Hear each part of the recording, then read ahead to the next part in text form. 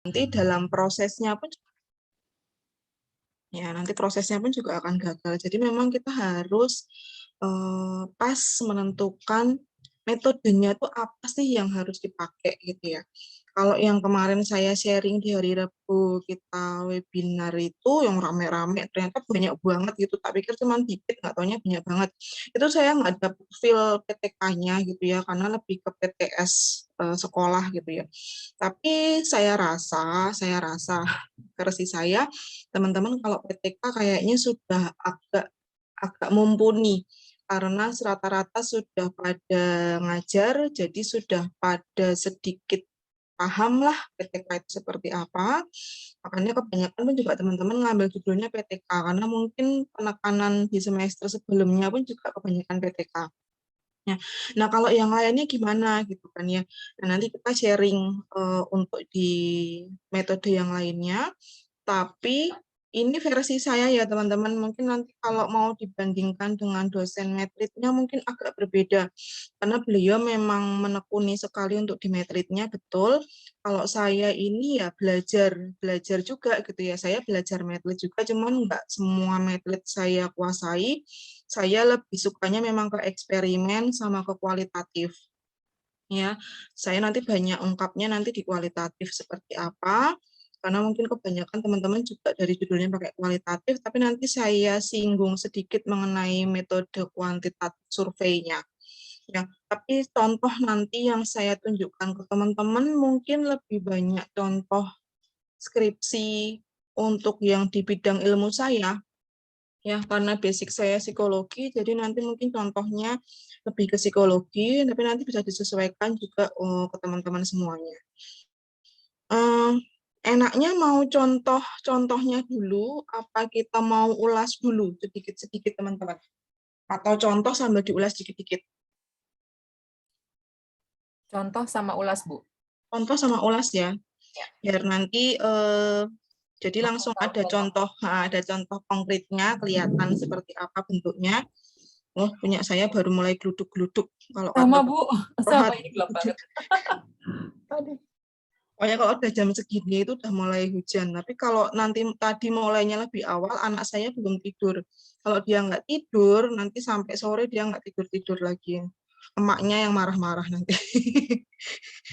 Nah, jadi ini langsung ke contoh sambil nanti kita bahas dikit-dikit.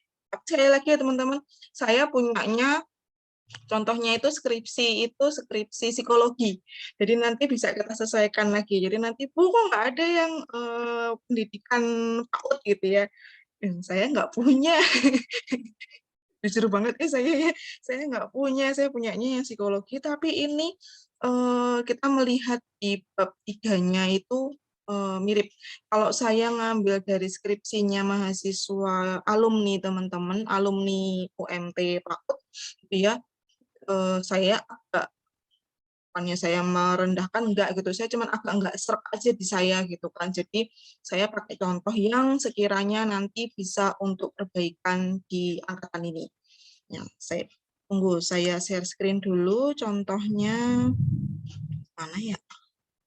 Ini.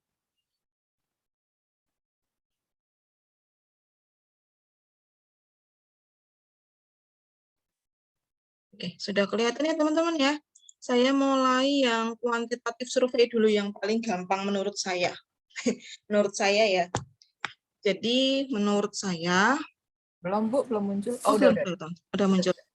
Jadi menurut saya survei itu paling gampang. Ya, kok gampang kenapa gitu ya? Kita sekali lagi sharing aja. Gampang karena tinggal nyebar angket aja. Bukan susah bikin angketnya. Kalau teman-teman kesulitan bikin angket, teman-teman bisa pakai angket yang ada. Ya.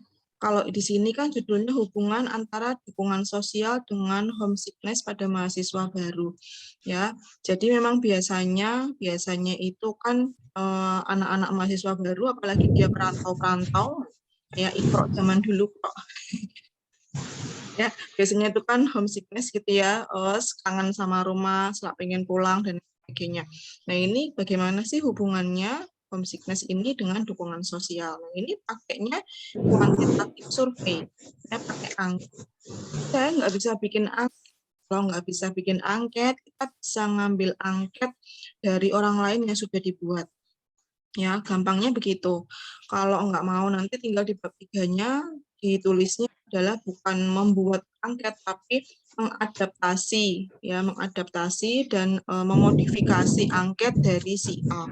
Katakanlah teman-teman mengambil dukungan sosialnya dari skripsi ini gitu ya, berarti mengadaptasi dan memodifikasi angket dukungan sosial dari X. Nah, kalau mau gampang lagi, loh kok saya nggak gampang ya, biar nggak usah gitu. Jadi kalau mau gampang lagi, teman-teman sudah punya latar belakang masalahnya. Ya, masalah tentang dukungan sosial sudah ketemu nih. Nah, sebelum bikin bab 2, teman-teman kalau memang menggunakan survei, angket, ya tentang dukungan sosial, teman-teman nggak mau bikin angketnya, nggak mau susah-susah bikin angket, teman-teman ngambil angket orang lain dulu. Ngambil angket punya saya, katakanlah seperti katakan. Contohnya ini adalah skripsi saya tentang dukungan sosial, teman-teman punya variabelnya sama, dukungan sosial seperti punya saya. Ya, teman-teman ambil angket dukungan sosial punya saya, dilihat sesuai atau enggak ya sama yang saya mau, baru teman-teman nanti membuat dari belakang ke depan. Belakang ke depan itu dari bab 3-nya dulu dibuat ya. Jadi bikin bikin blueprint-nya dulu, instrumennya dulu ya. Oh, teori dukungan sosial itu A B C D E. Baru nanti dibuat di bab 2-nya, baru maju ke depan nyari teorinya tadi itu teorinya siapa aja. Teorinya si C, D, E baru dimasukin di bab 2. Jadi berangkatnya dari belakang, dari bab 3 dulu baru bikin bab 2-nya. Kalau teman-teman nggak mau bikin angketnya. Ya, jadi mau gampangnya, aku mau yang gampang deh, nggak mau terlalu rumit untuk bikin angket, silahkan ambil angket yang dirasa itu cocok, dirasa itu pas, baru nanti dilihat angketnya itu teorinya pakai apa aja, baru nanti dibikin bab 2-nya, teorinya seperti apa. Jadi mundur ke belakang dulu, baru ke bab 2-nya. Tapi bab 1-nya sudah punya sudah punya patokan dulu, aku mau mengerjakan ini, dan itu boleh ya teman-teman ya, boleh banget seperti itu. Jadi nggak harus bikin sendiri. Tapi kalau mau bikin sendiri pun juga alhamdulillah baik. Dan memang butuh proses, karena kalau bikin angkat itu kan harus instrumennya harus pas gitu ya, kisi-kisinya harus pas, kata-katanya harus pas. Nah ini harus benar-benar, tapi kalau misalnya nggak mau agak cepat, tadi saran saya itu. Nah, selain itu, kalau kita pakai survei juga, teman-teman juga harus melakukan namanya tryout angket. Ya, katakanlah targetnya siapa? Targetnya mahasiswa. Kayak yang kemarin saya berikan ke teman-teman itu ya, targetnya mahasiswa gitu ya, diberikan ke mahasiswa, tapi jangan mahasiswa yang mau menjadi target subjek penelitiannya. Target subjek saya adalah untuk penelitian adalah mahasiswa PAUD. Berarti tryout angket ini jangan saya berikan ke mahasiswa PAUD, saya kasihnya ke mahasiswa PGSD. Karakteristiknya sama tapi ya, sama-sama dia mahasiswa UMT, sama-sama dia itu S1 yang masih kuliah aktif, usianya antara 20 sampai 30 tahun, katakanlah seperti itu. Jadi karakteristiknya sama, tapi untuk tryout angket tidak diberikan pada target subjek yang akan ditentukan. Ya, target saya PAUD, berarti jangan dikasih ke PAUD subjek tryout-nya, kasih ke PGSD dulu, dianalisis dulu, nanti sudah bagus, angketnya sudah valid, sudah reliable, baru nanti dilakukan penelitian. Sampai sini ada gambaran dulu belum? Kalau bingung langsung ngomong ya. Antara saya ngomong panjang lebar, teman-teman masih bingung. Kalau misalnya bingung, langsung tanya, Bu, bentar, bingung, Bu, belum ngerti gitu. Nanti jadinya biar cepat nyambung. Lanjut, ini contohnya ini judulnya, dia pakai kuantitatif survei. Nah, ya, kalau bab 2 itu isinya seperti ini. Kalau yang di skripsi di UGM ya, di psikologi, jadi ada pengertiannya dulu, ciri-cirinya, faktor-faktor, teman-teman juga ya kalau dua variabel, katakanlah tentang kaget saya, tentang dukungan sosial dengan prestasi belajar, katakanlah begitu ya, nanti sama seperti ini. Ya, ada pengertian, ada aspek-aspeknya, terus keterkaitannya. Nah, metode penelitiannya, ada definisi operasional, dan lain sebagainya. Ini saya ambilkan bab 3-nya.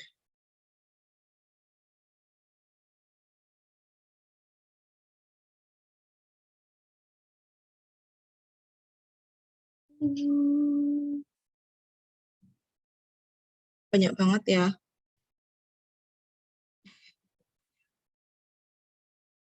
Ini masih bab 2. Karena nanti beda perguruan tinggi, beda pedomannya teman-teman ya. Penulisannya pun juga kadang-kadang beda.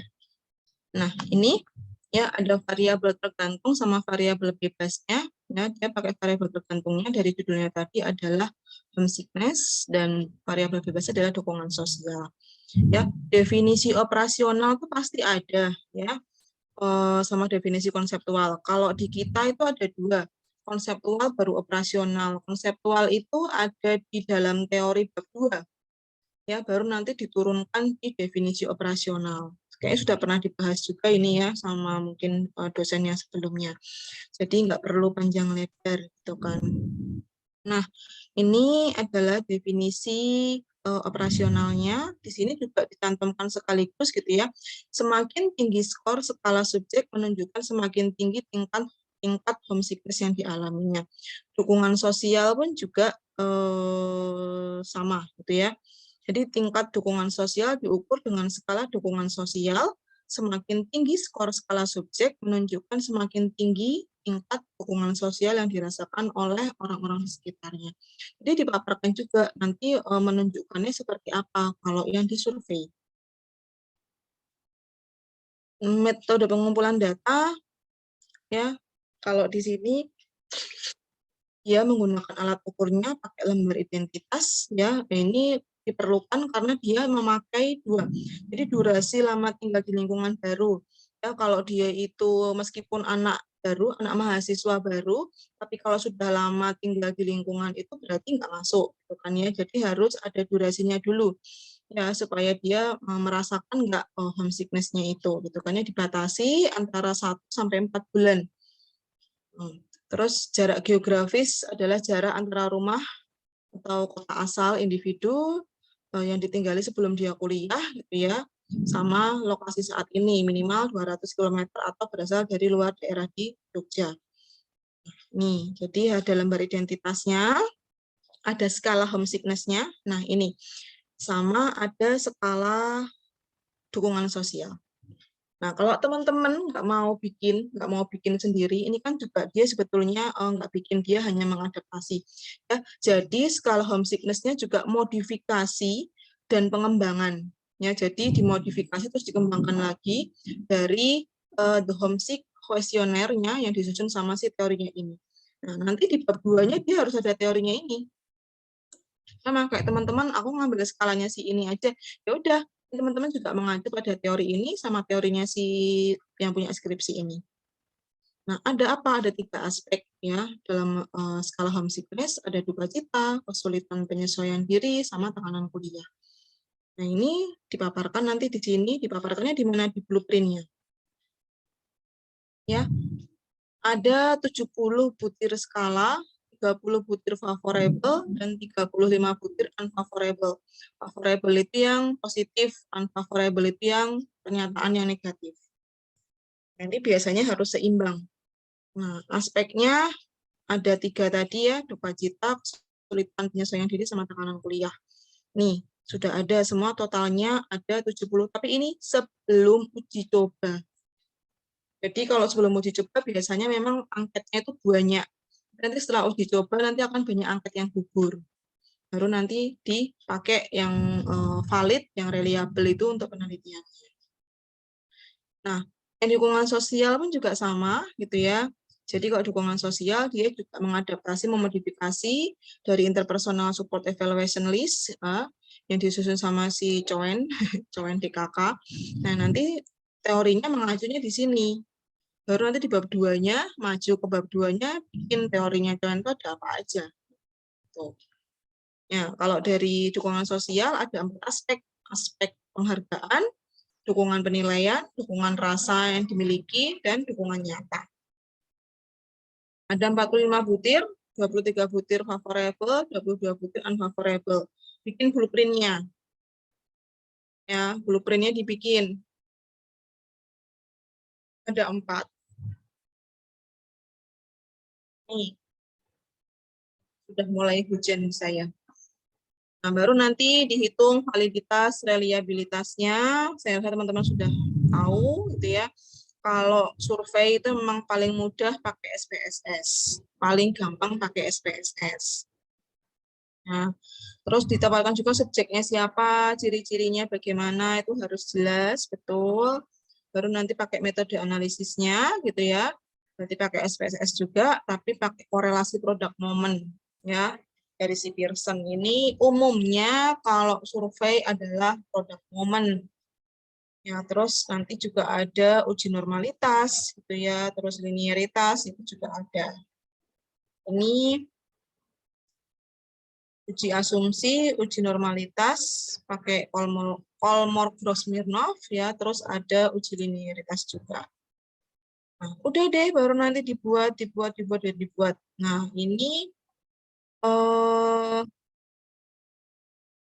uji coba. Uji cobanya sudah saya lihatin. Nah, tadi ya yang sebelum uji coba itu kan ada 70 item ya, teman-teman ya. Tapi setelah diuji coba itu ternyata tinggal 33 item. Bikin 70 item aja yang valid itu cuma 33. Ya. Jadinya teman-teman itu bisa membuat angket yang banyak apa diuji coba nanti banyak yang gugur. Jadi enggak semuanya kok bikin angket itu terus bagus semua tuh enggak gitu kan. Jadi silahkan nanti bisa disesuaikan lagi ya. Dari 70 item 33 yang sahih, dari tadi ya yang 30 ini yang homesickness. Kalau yang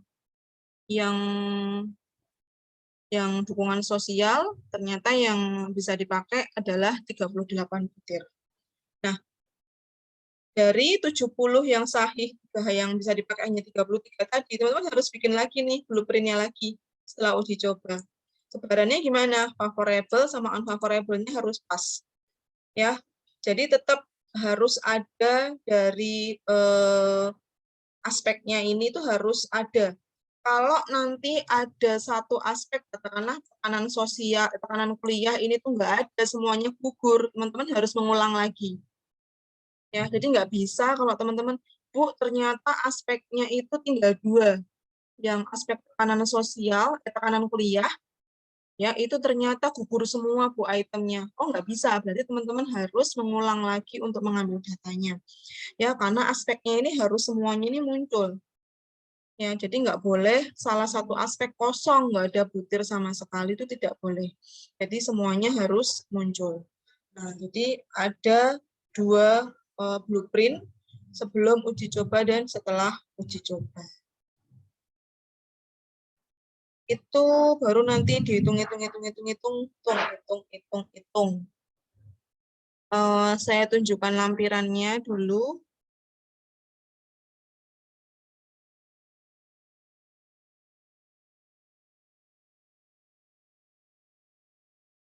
Mana ya lampirannya?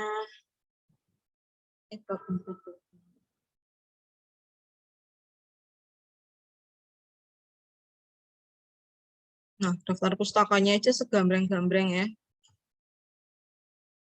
Oh, nggak ada dia nggak ada contoh angketnya.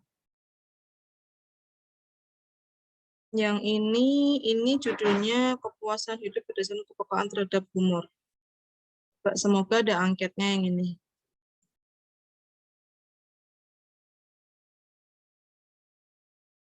Nah, ini contoh skalanya.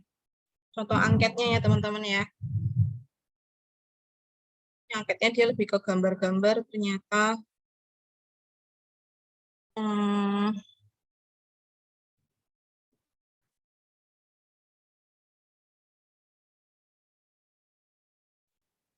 Yes. Nah, ini contoh angketnya mungkin teman-teman juga sudah sering isi angket, jadinya mungkin sudah tahu gambarannya gitu ya untuk pengisian angketnya, angket atau skala lah bahasanya itu, angket atau skala. Oke, sampai sini untuk yang kuantitatif survei. Ada yang mau ditanyakan dulu teman-teman? Oke, saya cuma ada 2 contoh untuk disurvei. Ada gambaran belum? Ada yang mau pakai survei nggak sih? Nggak ada? Ibu, saya mau tanya, Bu. Iya, Bileni. Masih belum ini sih yang tadi yang skala itu, Bu, yang di tabel. Itu kan banyak angka-angka itu, Bu. Saya kurang paham, Bu. Cara Ibu dapetin angkanya itu dari mana, Ibu? Angka-angka yang di tabel tadi. Kemana ya, dapat dari mana ya, gitu ya. Itu angka itu sebetulnya adalah ini ya, pernyataan butirnya. Ya, jadi angka 1, 2, 3, 4 tadi itu yang ada di pertama tadi. Sebentar. Nah, ini kan yang kamu tanyain kan? Iya, yang ini nih, Bu. 2, Angka ini 4, dapetin dari 5, mana? 9, 11. Nah, ini tuh adalah nomor butirnya. Nomor butir itu atau nomor pernyataan. Ya, nomor soal lah, gampangnya nomor soal lah ya. Nomor soalnya itu ada nomor 2, ini nomor soal yang positif, ada nomor soal yang negatif. Jadi kalau di angket itu ada yang nilainya positif, ada nilai negatif. Kok ada 2 sih positif negatif, nanti terkait dengan scoringnya.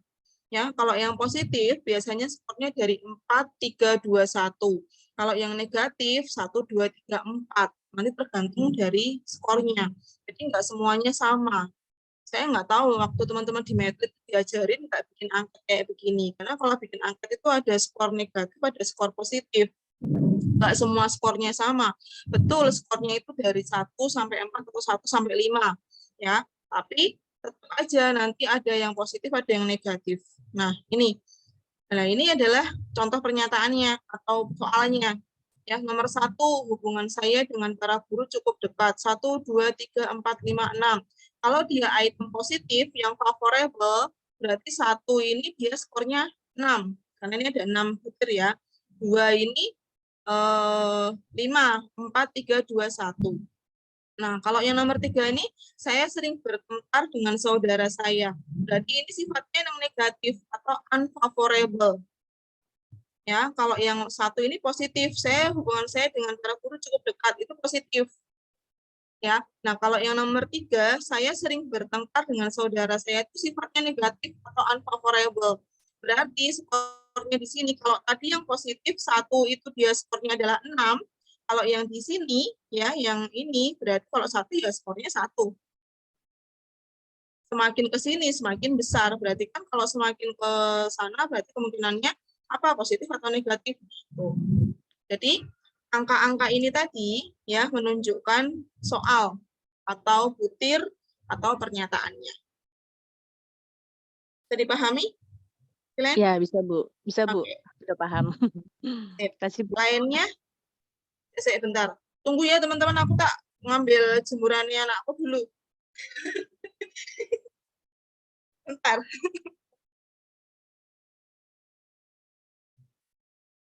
Yang survei ada yang mau ditanyakan?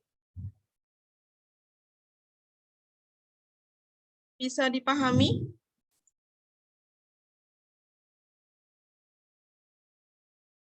Bisa ya, kayaknya ya. Kayaknya juga nggak terlalu banyak teman-teman yang pakai survei. Saya lanjut ke yang eksperimen. Ya, coba yang eksperimen. Eksperimen. Saya cuma ada 1 contohnya. Ya. Ini mungkin bisa juga diaplikasikan untuk teman-teman yang di PAUD gitu ya. Efektivitas permainan tradisional dingklik oglak-aglik. Ya, terhadap peningkatan perilaku interpersonal anak usia sekolah dasar. Nanti tinggal diganti anaknya adalah anak usia dini itu bisa. Ya. Biasanya emang judul khas kalau di eksperimen itu pakai efektivitas begini. Nah, ini eksperimen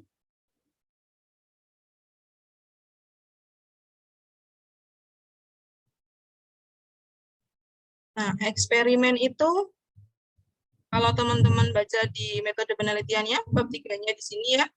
Selain ada identifikasi, definisi operasional, ada rancangan penelitian. Kenapa rancangan penelitian? Karena nanti teman-teman melakukan intervensi, gitu ya, melakukan Z. Jadi harus ada rancangannya seperti apa. Terus jalannya penelitian, ada pra penelitian, gitu ya. Alat ukur, ya, mau dicoba juga tetap ada. Nah, baru nanti proses penelitiannya ada hari pertama, kedua, ketiga, nanti disesuaikan dengan jurnal yang sudah ada.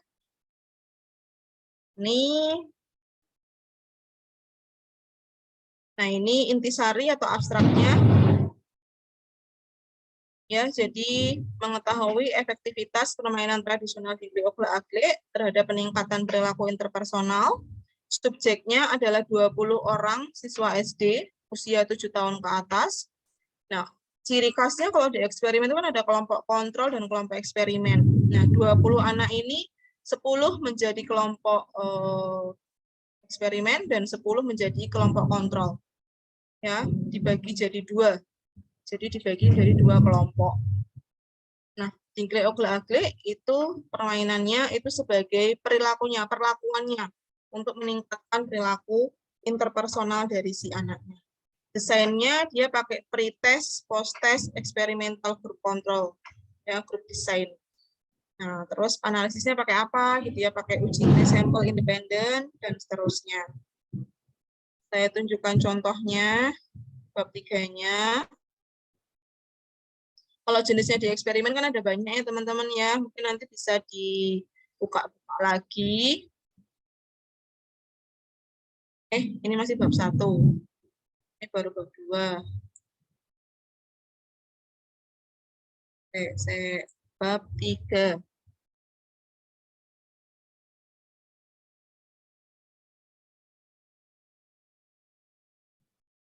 Nih, ini bab 3-nya. Nah, variabel bebasnya adalah permainan tradisional, yaitu apa? Di Ogle-Agle tadi. Variabel terbantungnya adalah perilaku interpersonal. Ya, ada definisi operasional sudah pasti gitu ya.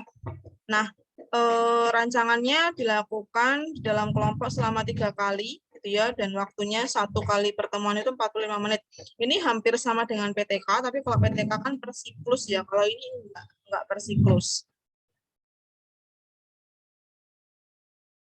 Metodenya sudah jelas di situ, saya tunjukkan rancangannya. Nah, ini rancangan penelitiannya ya. Karena dia pakai pre-test, post-test, control group design gitu ya.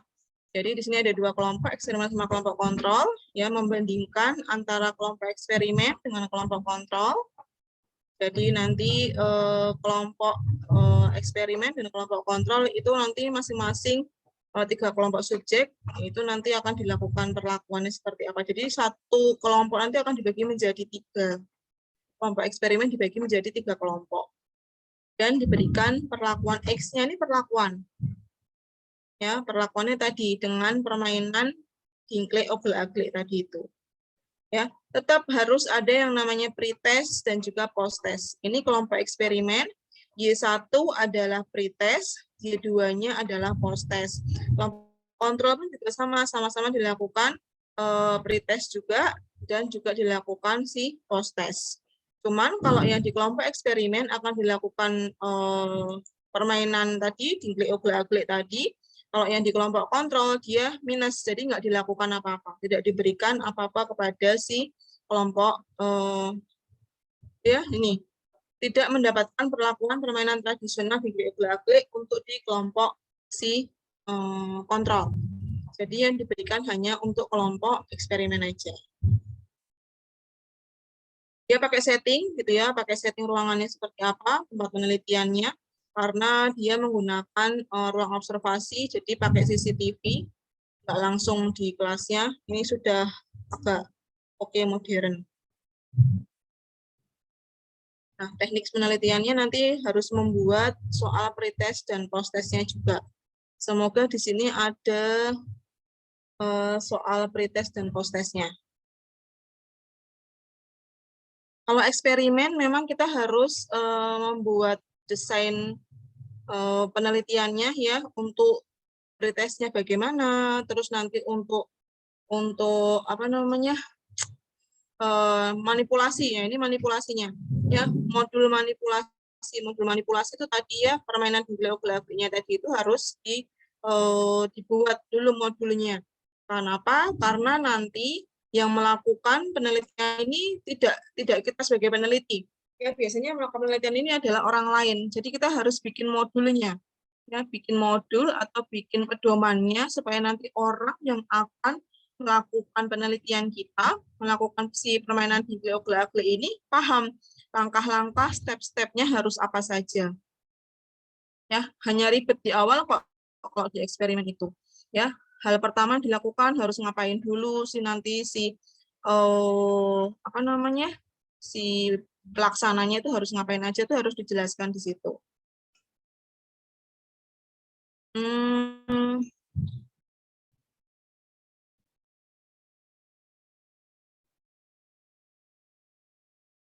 Ini soal pretest dan posttest boleh sama atau tidak? Boleh.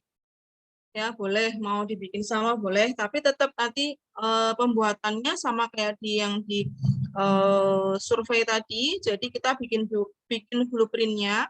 Ya, jadi ada latar belakangnya itu ada ini kan interpersonal ya, interpersonal. Jadi nanti ada aspek dari interpersonal itu ada apa saja. Nah, itu harus dibahas juga.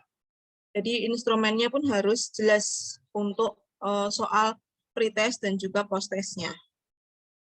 Ya, menjelaskan hari kedua, hari ketiga ini sudah hasilnya.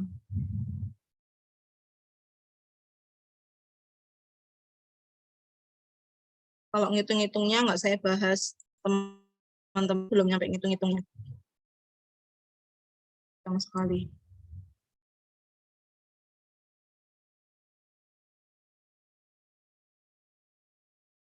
Nah, ini adalah alat ukur penelitiannya. Ya, dia pakai lembar pengamatan. Jadi pretest, posttest ternyata dia juga sama. Ya, jadi soal pretest dan posttestnya sama. Ya, jadi lembar pengamatannya gitu ya, data perilaku interpersonal anak, ada pengamatannya kapan, tanggal, waktu gitu ya. Ada aspeknya, ada 1, A, T, D, K. Nah, ini sebetulnya dia ada di bab 3-nya. Ya, jadi butir atau itemnya nanti tinggal di checklist. Di checklist boleh, modelannya banyak ya untuk pengamatan ini, mau pakai checklist boleh, mau pakai antar-rater boleh, gitu ya, pakai kayak skala yang di kuantitatif survei tadi juga boleh, pakai 1, 2, 3, 4, 5 juga boleh. Jadi kalau di apa sih di kita di PAUD biasanya itu pakainya yang BSB belum sesuai harapan, sesudah sesuai harapan atau apalah kayak gitu ya, belum mampu dan seterusnya itu biasanya pakai begitu juga boleh. Disesuaikan dengan kapasitas kita sebagai peneliti mau seperti apa. Aspeknya ngambil dari mana? Dari teori interpersonalnya, ya. Jadi aspeknya harus melihat dari teori interpersonal tadi yang kita buat di definisi operasional. Nah, ini boleh sama antara soal pretest dan juga soal posttestnya. Nah, ini adalah pedoman panduan dari proses penelitiannya, ya. Oh, dia bikinnya lengkap banget, gitu kan ya. Jadi siapa sih yang bisa melakukan, gitu kan ya. Jadi ada asistennya, ada observer yang mengamati. Syaratnya sudah dituliskan sama dia sampai ke job desk-nya, ya. Syaratnya sudah ada. Terus yang melakukan eksperimen, yang memberikan eksperimen itu syaratnya sudah ini dituliskan sama dia, gitu kan ya. Terus pemandunya juga punya syaratnya sendiri-sendiri. Nah, terus jadwalnya juga dibuat sama dia. Nah, sampai rundown-nya, uji cobanya tuh dipaparkan semuanya. Ini tentang eksperimen.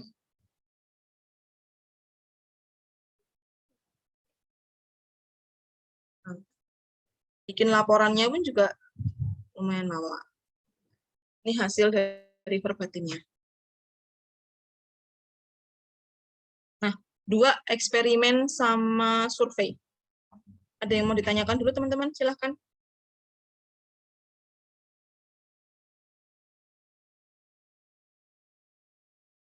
Kalau ada yang mau ditanyakan, atau teman-teman sudah dapat judul, ada yang eksperimen, ada yang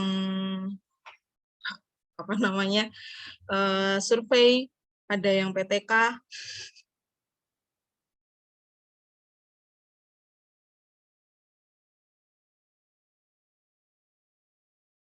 Ada atau cuma 1 dosen. Jadi ya sudah. Bu Nurul, kalau ini Bu, kalau penerapan itu masuknya apa Bu? Penerapan apa? Penerapan kegiatan. Kayak judul saya ini kan penerapan kegiatan senam otak untuk kognitif gitu. Masuk ke mana? Saya metodenya. Metodenya. Metodenya Bu, masuk ke mana loh yang masuk masuk ke kamar mandi. Kalau menurut Bu Santi itu kira-kira masuk ke mana? Kualitatif ya Bu? Kualitatif. Ya nggak sih? Ya nggak sih? Coba ada yang punya pendapat lain? Penerapan Kualitatif kah? kegiatan senam otak untuk meningkatkan perkembangan kognitif anak. Kalau saya pribadi lebih masuknya ke eksperimen, Bu. Eksperimen ya? Berarti yang barusan tadi ya, Bu? Kalau versi saya ya, Bu ya. Oke. Nah itu Bu, yang masih bingung saya juga nerapin metode itu Bu. Nah, Bu Rohati. Metodenya ini. Sekarang kalau udah dapat surat cinta, jadinya langsung bisa kita untuk poin gitu ya. Enak kalau kayak begini. Menurut saya, satu-satu. Ya sabaran. Dulu Bu RT, ayo Bu RT. Siapa dulu? Bu RT dulu. Bu RT. Ngambek loh nanti loh. Ini kemarin soalnya ada PTK gitu kan, yang semester kemarin kita kan suruh kirim bikin bab gitu Bu, ternyata katanya salah, nggak sesuai dengan yang itu gitu, takutnya gitu doang Bu ininya. Jadi si judul sama si isi berbeda, jadi takutnya di situ doang Bu gitu. Yang masih bingung itu pasti kebanyakannya kayaknya di situ metode ini masuknya kemana gitu, apakah PTKK apa eksperimen gitu-gitunya tuh Bu gitu. Itulah yang teman-teman itu kebanyakan galaunya di situ. Jadi bikin judul tapi nggak paham nih kayaknya apa ya? Aku pengennya PTK, ternyata judul yang dibikin tuh kualitatif gitu kan ya, zong banget gitu kan. Ya aku nggak ngerti kualitatif gitu kan. Terus akhirnya galau nggak dikerjain. Temennya wisuda, sininya nangis. Saya mau wisuda juga. Wisuda sama anak TK-nya aja ya. Di situ emang pasti rata-rata gitu, makanya kayak tadi Bu Santi aja penerapan masuknya ke mana gitu kan. Ya kan itu. Oke, boleh lah kalau teman-teman sudah dapat judulnya, udah dapat surat cintanya, kalau masih galau kita boleh sharing-sharing di sini gitu kan ya. Masih boleh kan ini sama si Yuni? Mau agak lama juga nggak apa-apa, orang ini katanya unlimited, jadinya wis bebas gitu kan. Sambil gludak-gluduk hujannya dinikmati aja. Udah Bu tempat saya. Yang tadi 2 tadi eksperimen udah sedikit ngantol ya teman-teman ya, sama survei ya. Menurut kalau pengenalan berarti ke eksperimen ya? Apa Bu? Pengenalan. Pengenalan apa? Pengenalan nama saya. Bukan. Pengenalan nama Bu Dora. Itu udah tahu. Udah pengenalan seks awal. Bu, pengenalan seks awal. Anak usia dini, anak usia sekian gitu loh, melalui kegiatan toilet yang itu tuh, toilet training itu berarti itu ke eksperimen kan? Siapa Bu eksperimen? Apa saya? Pengenalan seks awal. Pengenalan seks awal. Anak usia 3-4 tahun. Oh, toilet training. Melalui kegiatan toilet training. Oke, pengenalan seks awal untuk anak usia 3-4 tahun dengan melalui toilet training gitu ya. Iya. Pakai apa? Eksperimen kah? Kalau survei ya? Survei jelas nggak mungkin ya. Survei jelas nggak mungkin gitu ya. Kalau sekarang gini Bu, kalau pakai eksperimen, kira-kira Ibu nanti mau memberikan eksperimennya apa? Apa namanya, intervensinya. Tadi kalau yang di pakai X-nya tadi itu Ibu mau ngasih apa? Ke anaknya. Iya. Paling istilahnya ini ketika istilahnya dia udah bisa bilang untuk BAK atau BAB gitu. Itu indikator satunya. Terusnya lagi. Nah, itu kan indikator untuk si anak itu siap untuk toilet training itu. Iya, iya. Nah, sekarang kan pengenalan seks awalnya kan yang itu kan pengenalan seks awal dengan toilet trainingnya kan. Nah, sekarang begini, kalau tadi yang saya berikan contoh tadi, yang di eksperimen tadi, gitu ya, ini contoh eksperimennya, kan itu judulnya, nih, judulnya kan adalah permainan tradisional peningkatan perilaku interpersonal. Iya. Nah, jadi X-nya, jadi yang akan diberikan ke anaknya itu adalah permainan tradisionalnya. Nah, Ibu, kalau tadi eksperimen, itu yang mau diberikan ke anaknya apa? Seks awalnya. Nah, seks awalnya mau dikasih kayak gimana? Masa anaknya mau dikasih seminar, mau dikasih penyuluhan, kan nggak mungkin. Ayo. Misalnya cara dia ketika dia habis BAK, apa namanya, dia harus, enggak gini Bu, pengenalan tentang istilahnya ini laki-laki dan ini perempuan, terus istilahnya perempuan itu apa alat kelaminnya vagina, terusnya laki-laki alat kelaminnya disebut penis, dan itu harus dijaga. Kalau itu berarti kan namanya bukan pengenalan seks awalnya, itu kan berarti kan dengan kita ada lagu untuk pengenalan seks bagi si anak, ada ya Nak Syadini ya? Ada kan lagunya yang ini tuh buku nggak boleh dipegang, terus nah itu kan ada lagunya. Nah itu kan bisa sebagai sarana untuk apa namanya diberikan ke anaknya, itu bisa. Nah tapi kalau dari judulnya Bu Dora tadi kayaknya agak susah kalau dari judulnya ya Bu ya, agak susah kalau pakai eksperimen kalau judulnya kayak begitu. Terus pakai apa Bu? Mudah-mudahan sih jangan itu deh yang nanti disetujuin. Ya, itu soalnya agak susah kalau yang seperti itu gitu ya. Karena kalau yang eksperimen kayak punyanya Bu Santi tadi kan sudah jelas gitu ya. Iya. Kan sudah yang dilakukan adalah dengan cara tadi itu. Sama kayak seperti ini gitu ya. Cuman dia Bu Santi tadi pakainya pengaruh kan ya Bu ya.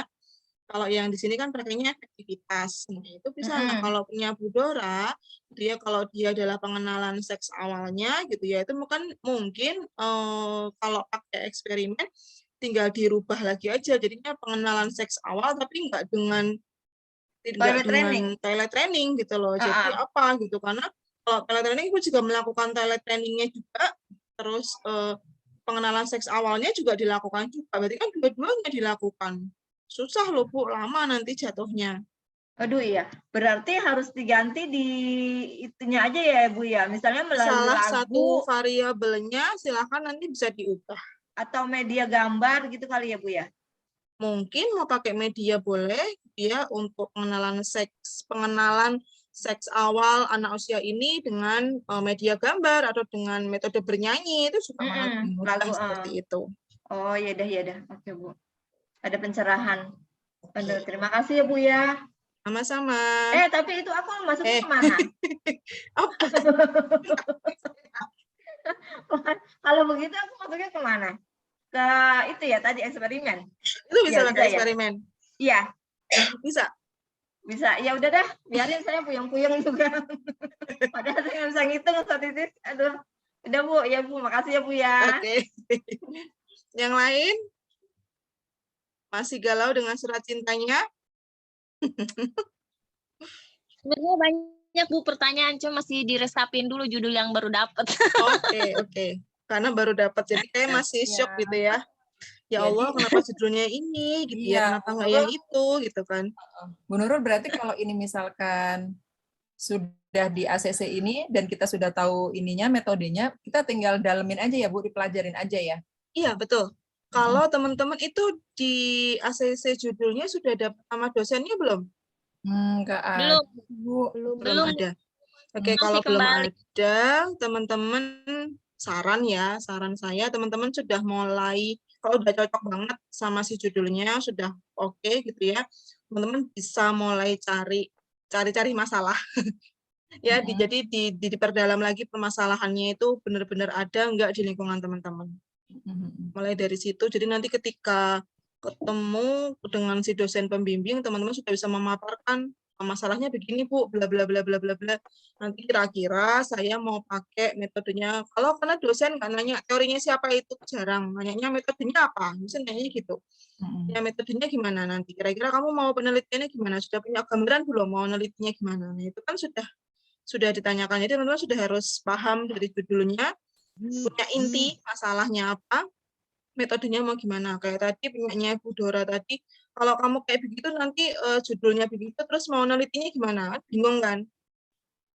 Tanya begitu aja pasti bingung gitu kan. Nah, kalau sudah ada pencerahan sedikit, oh enggak Bu, saya ngerubah kok judulnya, saya rubah jadi dengan metode bernyanyi ya. Saya sudah punya lagu, nanti saya bikin lagu sendiri Bu. Saya kan jago bikin lagu. Nah, itu jadinya kita bisa memaparkan pakai metodenya apa, sama pakai eksperimen, bla bla bla bla bla bla. Jadi tinggal lanjut. Lanjut.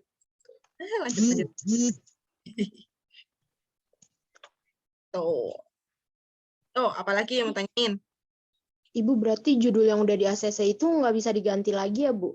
Kalau Boleh. misalkan, oh boleh. Boleh. Ngajuin lagi ke prodi ya, Bu? Iya.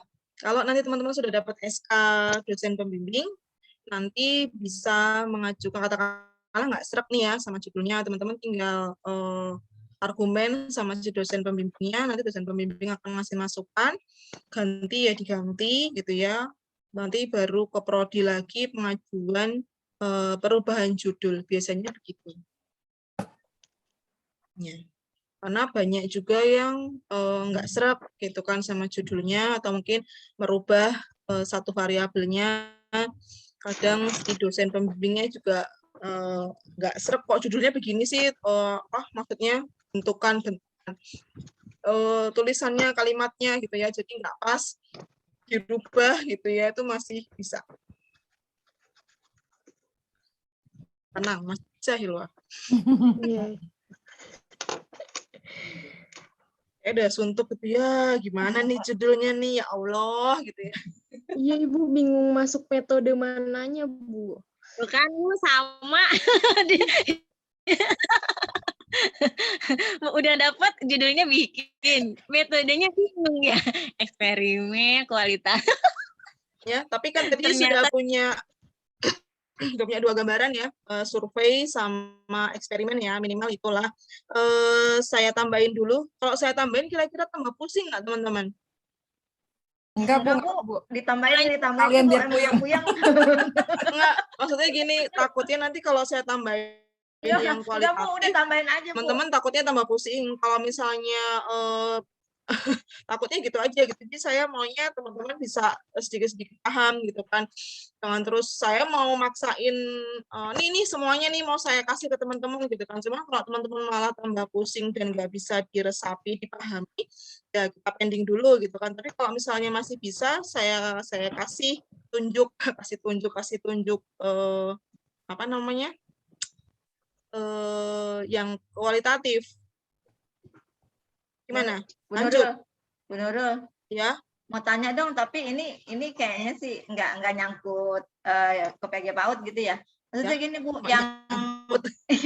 Bu, yang kemarin yang bedah buku itu, yang studi kepustakaan, itu kan bedah buku. Terus pustaka. Studi pustaka kan itu bedah buku Bu. Boleh nggak sih kalau bedah film kayak yang waktu itu Bu Nurul pakai tuh? Kalau udah buku susah, udah film boleh nggak? Kalau selama ini kalau di PAUD belum ada yang studi pustaka, ya belum ada studi pustaka tuh nggak ada, karena yang studi pustaka selama ini di PAUD itu yang dipakai, yang sering di UMT/FKIP yang sering waktu bahasa Indonesia. Bahasa Indonesia itu biasanya kebanyakan dia pakai studi pustaka, ya benar, dia analisis novel, yang analisis puisi itu biasanya dia pakainya begitu. Memang kita belum ada sih Bu Dora, belum ada di PAUD itu analisis pustaka ataupun film. Kalau Ibu nanti mengajukan boleh di prodi, boleh sih analisis film gitu kan ya, studi pustaka tapi dari dokumenter film. Nah, film ini harus film PAUD loh ya, nggak boleh film yang film-film yang Bu Santi Bu, yang aja kemarin gitu Ibu ya. kasih itu loh, yang tentang ABK itu. Ya itu sih boleh kan, karena kan kita kalau di pembelajaran di PAUD kan nggak cuma anak-anak normal aja gitu, anak-anak spesial kan juga masuk di situ. Nah itu sih sebetulnya bisa gitu kan, cuma memang belum pernah ada di PAUD selama ini ya, belum di FK itu belum ada, di PAUD tuh belum ada yang analisis kayak begitu. Kalau semisal nanti diperbolehkan dan ada, ajukan aja Bu. Diajukan Berarti kan aja. itu kita cari ininya ya Bu ya, apa namanya, sama dengan yang lain cari tentang definisi para ahlinya juga kan, Iya, tentang referensinya pun juga kurang lebihnya sama. Oh, Bunda Era mau katanya ada nggak ya di sini ya? Bedah buku. Nah, beda buku tuh harusnya bisa. Iya, soalnya dulu katanya apa namanya pas skripsinya gitu, Bunda Era Bu.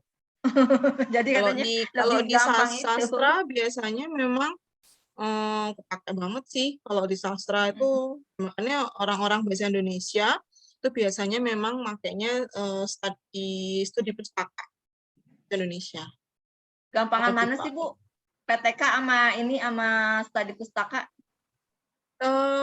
Ya kan kembalinya ke kita sebagai peneliti ya Bu ya. Nggak bisa saya bilang gampang atau enggak. Kalau saya boleh jujur, kalau saya pribadi saya nggak suka PTK, kalau saya nggak pernah belajar PTK. Kalau saya pribadi, karena saya di ilmu saya di psikologi itu nggak ada PTK, makanya saya lebih suka eksperimen, saya lebih suka survei. Survei itu gampang, lah makanya cuma survei itu gampang, versi saya gampang. Mungkin bisa teman-teman enggak lah Bu, survei itu harus bikin angket, harus menganalisis angket, di-try out-kan dulu, dicoba dulu, nanti baru penelitian. Kalau versi saya sih gampang, orang di survei itu disebar aja, disebar bahasanya disebar, tinggal kasih ke target-targetnya siapa, dikumpulin, dihitung pakai SPSS, bereng selesai, tinggal dibaca angka SPSS, cepet versi saya. Tapi mungkin versi teman-teman yang nggak suka ngitung angka-angka, aduh Bu, rumit, angkanya itu artinya apa, maknanya apa, mungkin beda gitu. Jadi sebetulnya gampang, nggak gampangnya itu tergantung dari kita sebagai si penelitinya. Jadi kalau ditanya ke saya, mana Bu, studi pustaka atau PTK? Saya nggak suka PTK, saya nggak mau milih PTK. Saya nggak suka studi pustaka juga, saya nggak mau studi pustaka. Jadinya nggak bisa dibilang gampang atau susah, itu kembalinya ke kita lagi. Kalau memang Bu Dora itu mampu, suka dan sanggup pakai studi pustaka, ya pakailah itu. Bu Santi sukanya pakai eksperimen, pakailah eksperimen gitu ya. Terus Ikro sukanya yang kualitatif, pakailah kualitatif. Bu Rohati sukanya yang survei gitu ya, karena tinggal ngitung-ngitung di angka-angka, pakailah survei gitu kan ya. Nanti angkanya, maknanya apa? Ya nanti kan tinggal tanya sama orang statistik bisa gitu kan. Jadi kembalinya Dihitung, benar. dihitungin nggak apa-apa ya Bu, saya ngitung terus dihitungin nama yang bisa gitu. Ya nggak apa-apa, gitu aja, nggak harus kita kok gitu ya. Oh, Ya, karena boleh kan Bu. Boleh. jadi iya. Jadi dari judul saya kan hubungan gitu, kayaknya mah saya harus survei gitu. Oh gitu. Tapi saya nggak bisa ngitung. Nggak apa-apa kalau Ibu nggak bisa ngitung, bisa minta tolong sama anaknya suruh ngitungin. Yang penting nanti ketika Ibu itu ujian ditanya sama si penguji itu, Ibu ngerti, bisa memaparkan, bisa berargumen isinya gimana dan gimana, tuh nggak apa-apa. Nggak harus kita kok yang ngitung. Serahkan kepada ahlinya. Ya Bu, Hati pencerahan ini duit. Oh, bisanya ngitung duit, ya bener itu. Makanya itu kalau ngitung duit itu pintar banget gitu.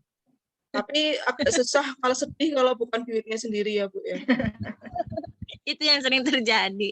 Lanjut Bu, biar agak melek dikit soalnya kan udah dapat judul, jadi biar paham juga kan tadi baru 2. Lanjut Bu, 2 lagi lah cukup. Oke, saya lanjutin yang ke kualitatif ya teman-teman ya. Iya Bu. Oke.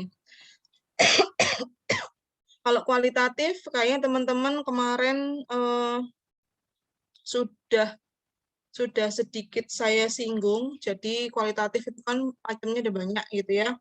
Ini ada biografi, ada fenomenologi, ada ground teori, ada etnografi, ada studi kasus. Yang sering kita pakai adalah studi kasus kalau di kita.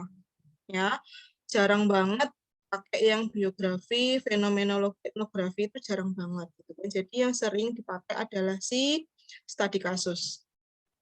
Udah masuk experience. Nih, ya.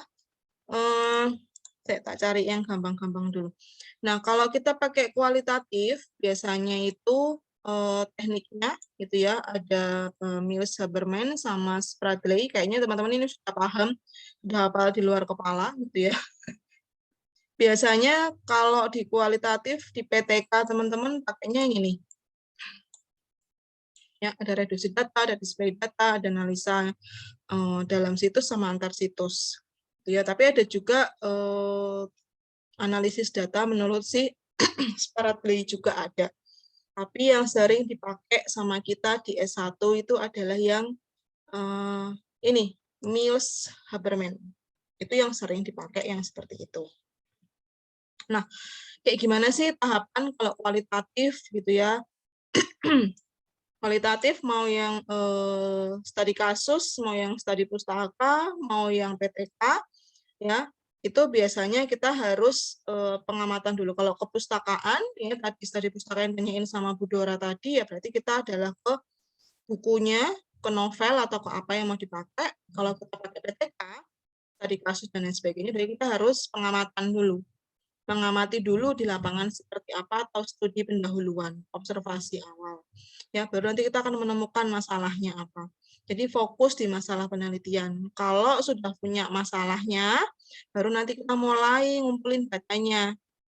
Dari mana ngumpulin datanya? Wawancara, observasi, dokumentasi. Ya, wawancara sama siapa ya? Siapa yang terkait? Gurunya kah? Orang tuanya kah? Muridnya kah? Baru nanti observasi ke lapangan. Ya, observasi dicek lagi gitu ya, diamati lagi pas atau enggak. Nah, dokumentasi disesuaikan gitu ya, mau dari video, mau dari foto apa juga boleh. Dari sini pengumpulan data harus diuji juga keabsahan datanya ya, kredibilitas datanya itu benar apa enggak. Jangan-jangan kita wawancaranya sama tetangganya, nggak ada relevansinya sama si masalahnya, nggak bisa juga. Ya, wawancaranya sama tukang sapu di sekolahnya, nggak ada relevansinya juga. Jadi harus kredibel. Ya, datanya harus kredibel yang sesuai dengan kondisinya. Saya tak buka pintu dulu. Saya bentar. Banyak iklannya loh, Rek.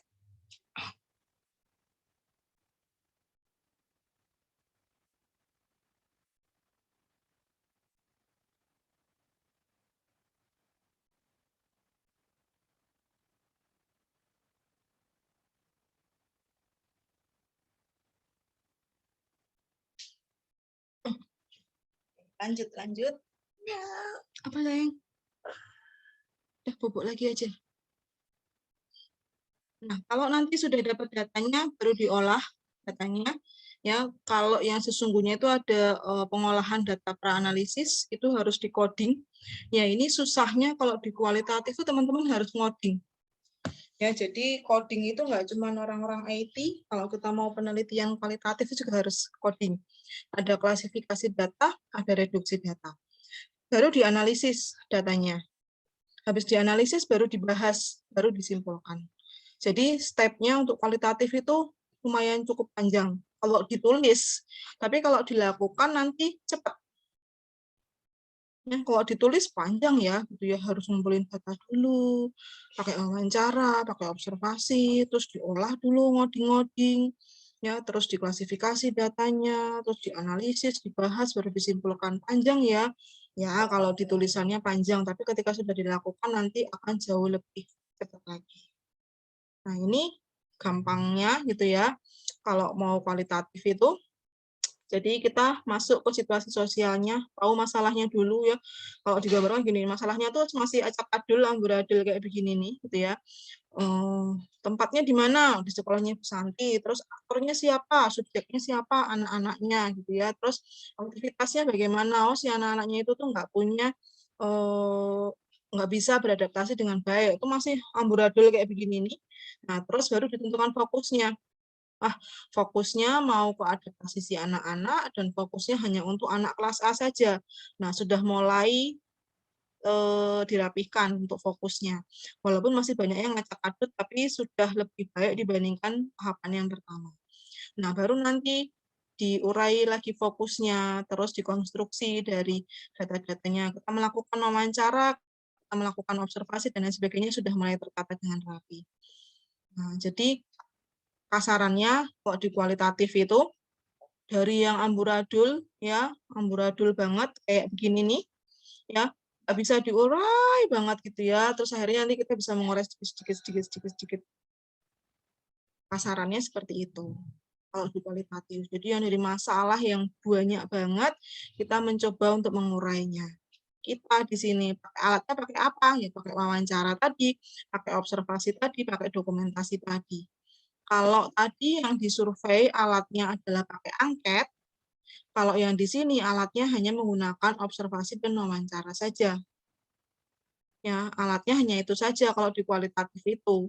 Jadi perbanyak dengan yang namanya wawancara. Makanya nanti ada contoh wawancaranya. Nah, atau begini nih, ini nggak usah nih psikologis banget. Nah, ini yang biasanya ada di kualitatif ya. Ada wawancaranya, ada pertanyaan penelitiannya, ada observasi, ada jenis kegiatan observasinya apa, ada dokumentasi, ada jenis dokumennya apa. Nih, jadi cuma 3 ini loh kalau di kualitatif. Wawancara, observasi, dokumentasi. Ya, cuma 3 ini. Tapi ya tadi wawancaranya harus mendalam, observasinya harus lengkap banget di lapangannya, dokumentasinya pun harus mendukung untuk data wawancara dan juga data observasi. Nih, data wawancara, data observasi, data dokumentasi ada di sini. Ya. Nanti saya tunjukkan contoh kualitatifnya.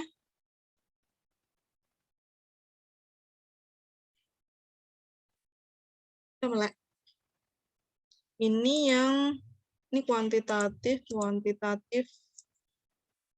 kualitatif. Kualitatifnya yang di sini cara penilaian hasil belajar siswa pada 2 keluarga yang melaksanakan homeschooling. Ya, ini jelas banget kualitatif studi kasus. Jadi hanya dilakukan pada 2 keluarga yang dia melakukan homeschooling. Utinya kan udah pulang, tadi kan Dirga udah bilang, Utinya pulang dulu, kan hujan. Dirga di rumah sama ibu sama ayah, Utinya pulang. Ya. Nah, nanti Dirga ke rumah Uti lagi ya. Utinya pulang dulu, kan tadi Uti pulang sholat, hujan ya. Nah, ini yang kualitatif, lanjut lagi ya. Jadi hanya studi kasus pada 2 keluarga saja yang melakukan homeschooling. Yang dilihat adalah cara penilaian hasil belajarnya. Ya, jadi kualitatif, jadi nggak perlu subjek yang banyak. Ya, kalau tadi di sekolahnya tadi itu hanya ada 1-2 anak, tapi dia kasusnya menonjol, itu boleh dipakai. Jadi ini studi kasus atau metode penelitian kualitatif. Nih, kalau kualitatif itu nanti ada wawancara, ada observasi, fokusnya adalah di situ. Dan kalau di punya saya itu adalah sarana penunjang lainnya, atau kalau di teman-teman di pedoman kita itu adalah dokumentasinya. Ya, observasi sama, wawancara sama, cuman penunjang lainnya adalah kalau di saya itu penunjang lain, kalau di teman-teman adalah dokumentasi. Ada nanti coding juga ada di sini ya. Itu ciri khas dari si kualitatif.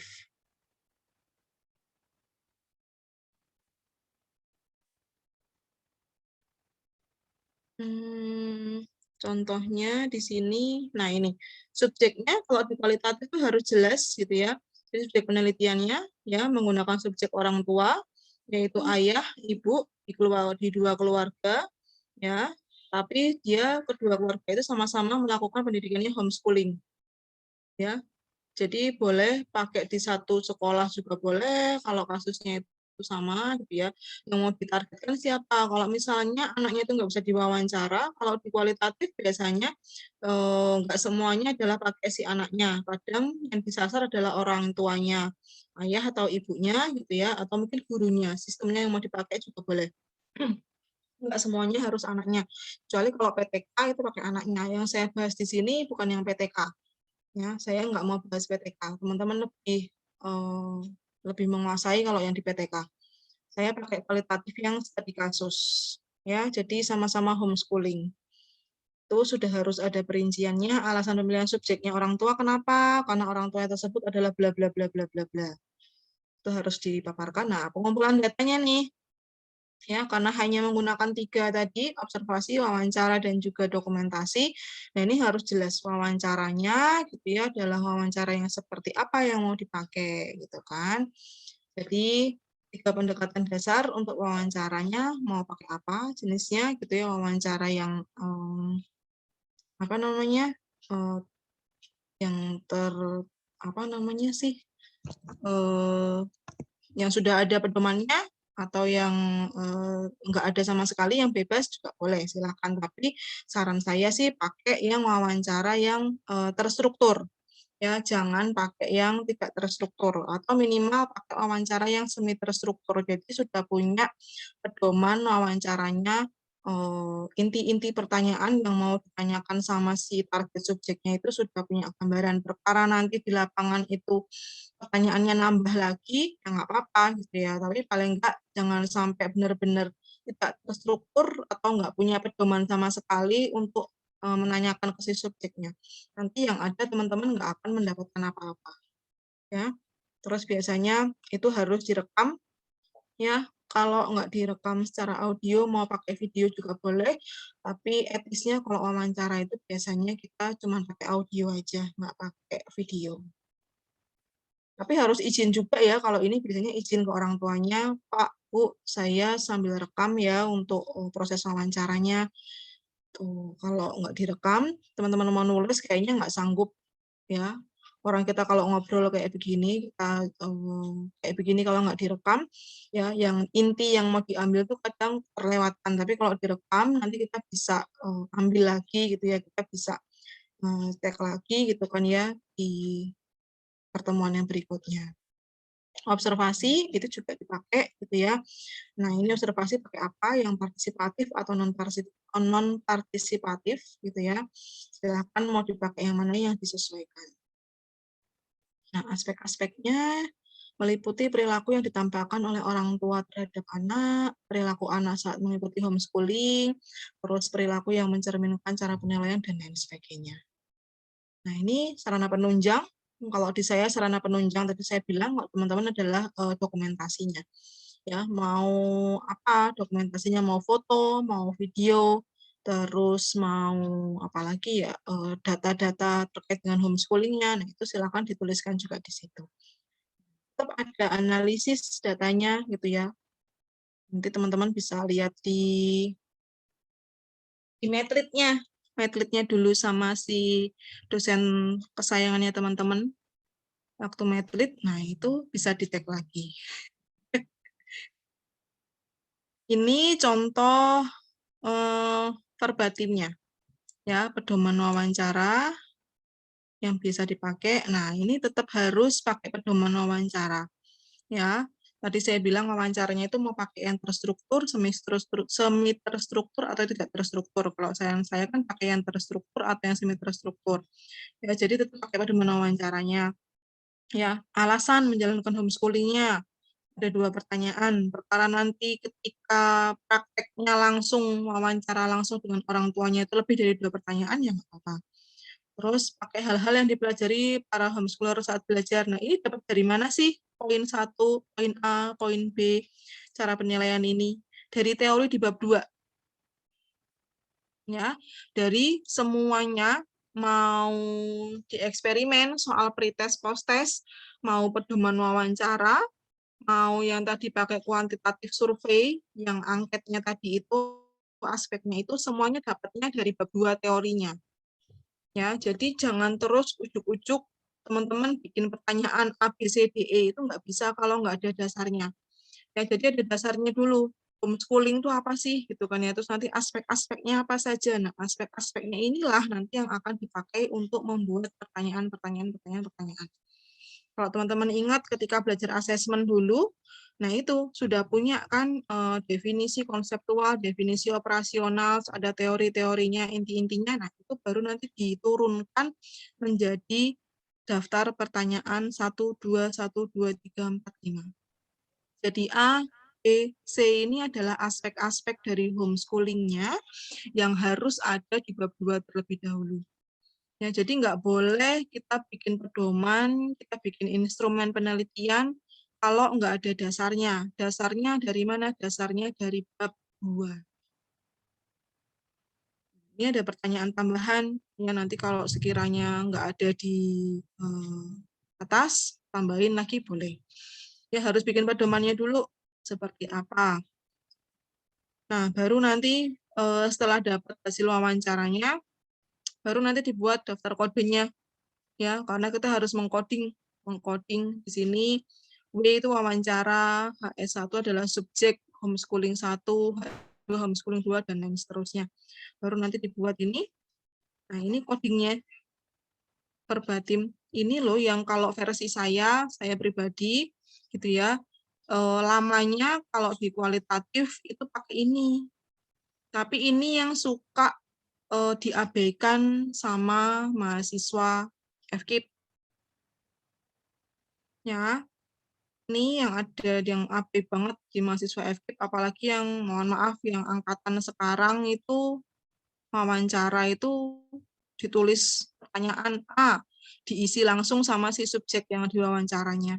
Kalau saya yang diwawancara suruh nulis kayak begitu, saya nggak mau. Itu nggak wawancara namanya, saya suruh ngisi pertanyaan. Ya, sama kayak teman-teman ngerjain soal pertanyaan. Wawancara tuh ya ditanyain. Ya, terus kita jawab. Yang nulis siapa? Yang nulis ya kamu ya sebagai wawancara. Masa saya yang diwawancara saya suruh nulis? Namanya saya suruh ngerjain soal kalau kayak gitu. Ya, jadi ditulis wawancara nanti dibikin. Makanya kita perlu yang namanya rekaman, direkam. Nah, nanti ini dibuat semuanya. Ya, nih. Sebelumnya makasih buat Bang J sama Kak Y yang sudah bersedia untuk jadi responden ya. Nanti itu ini pertanyaan semuanya. Kalau jawabnya banyaknya, ya nanti di sini juga banyak nya. Dia lahir 98. Tahun ini kan bla bla bla bla itu. Jadi benar-benar nih semuanya kayak gini nih. Gitu tuh sampai ditulis kayak begitu tuh ya. Dari siapa? Dari subjek 1. Itu siapa tadi? Itu interviewernya yang wawancara tadi. Nah, wawancara di interviewernya. Jadi ada di sini semuanya codingnya. Nih codingnya. Nanti coding ini buat apa sih? Ini loh teman-teman nanti untuk menemukan jawaban-jawaban dari pertanyaan tadi itu, pedomannya tadi itu. Untuk menemukan dari si menguraikan dari si permasalahan-permasalahannya tadi. Itu dibutuhkan di situ.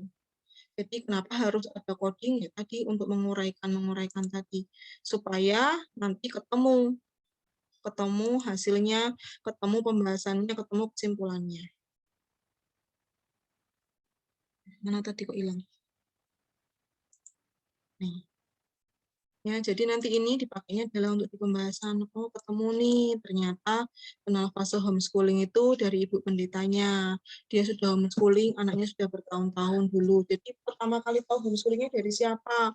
Dari TV. Oh, ternyata dari ibu pendetanya. Nah, terus sejak kapan sih dari pakai homeschoolingnya? Nah, itu dari dia di PB.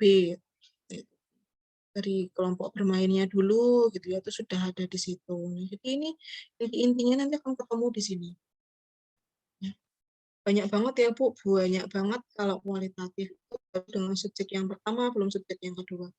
Nah, tapi di sini enaknya di sini ya kita langsung bisa menguraikan masalah-masalahnya tadi. Ya. Kayaknya tadi pertanyaannya cuma dikit ya, tapi ternyata ketemunya banyak banget. Nah, nggak apa-apa. Nah, ini yang harus ada di kualitatif. Nih contoh kualitatif cuma ada satu doang contohnya untuk yang kualitatif yang lengkap. Terus ada nggak ya yang observasi? Ini lembar analisis.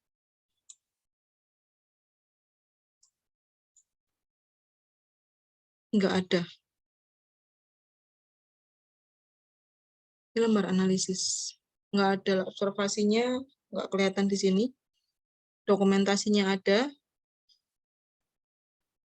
Ya, dokumentasi homeschoolingnya.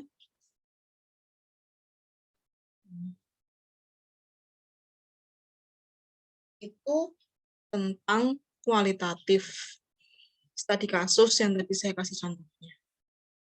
Dan biasanya teman-teman juga makainya kalau kualitatif studi kasus, kualitatifnya PTK. Kalau PTK sekali lagi nggak saya bahas kalau di sini. Nah, teman-teman sudah belajar 3 SKS, 2 SKS ya, PTK itu sendiri dah itu. Kalau kualitatif metode kan kemarin bareng-bareng rame-rame. Ya, sampai sini ada yang mau ditanyain dulu nggak? Ibu, berarti itu untuk kode-codingnya udah ada ya, Bu? Udah ditentukan gitu, bukan dari kitanya? Dari kamu sebagai penelitinya?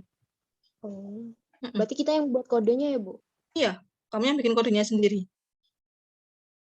Ketika kita bikin verbatim itu kita ngetik hasil wawancaranya tadi yang ya apa jawabannya tadi itu semuanya diketik semuanya, baru nanti dibikin kode-kodenya. Kode-kodenya terserah kita sih, tadi itu kan contohnya seperti itu gitu ya.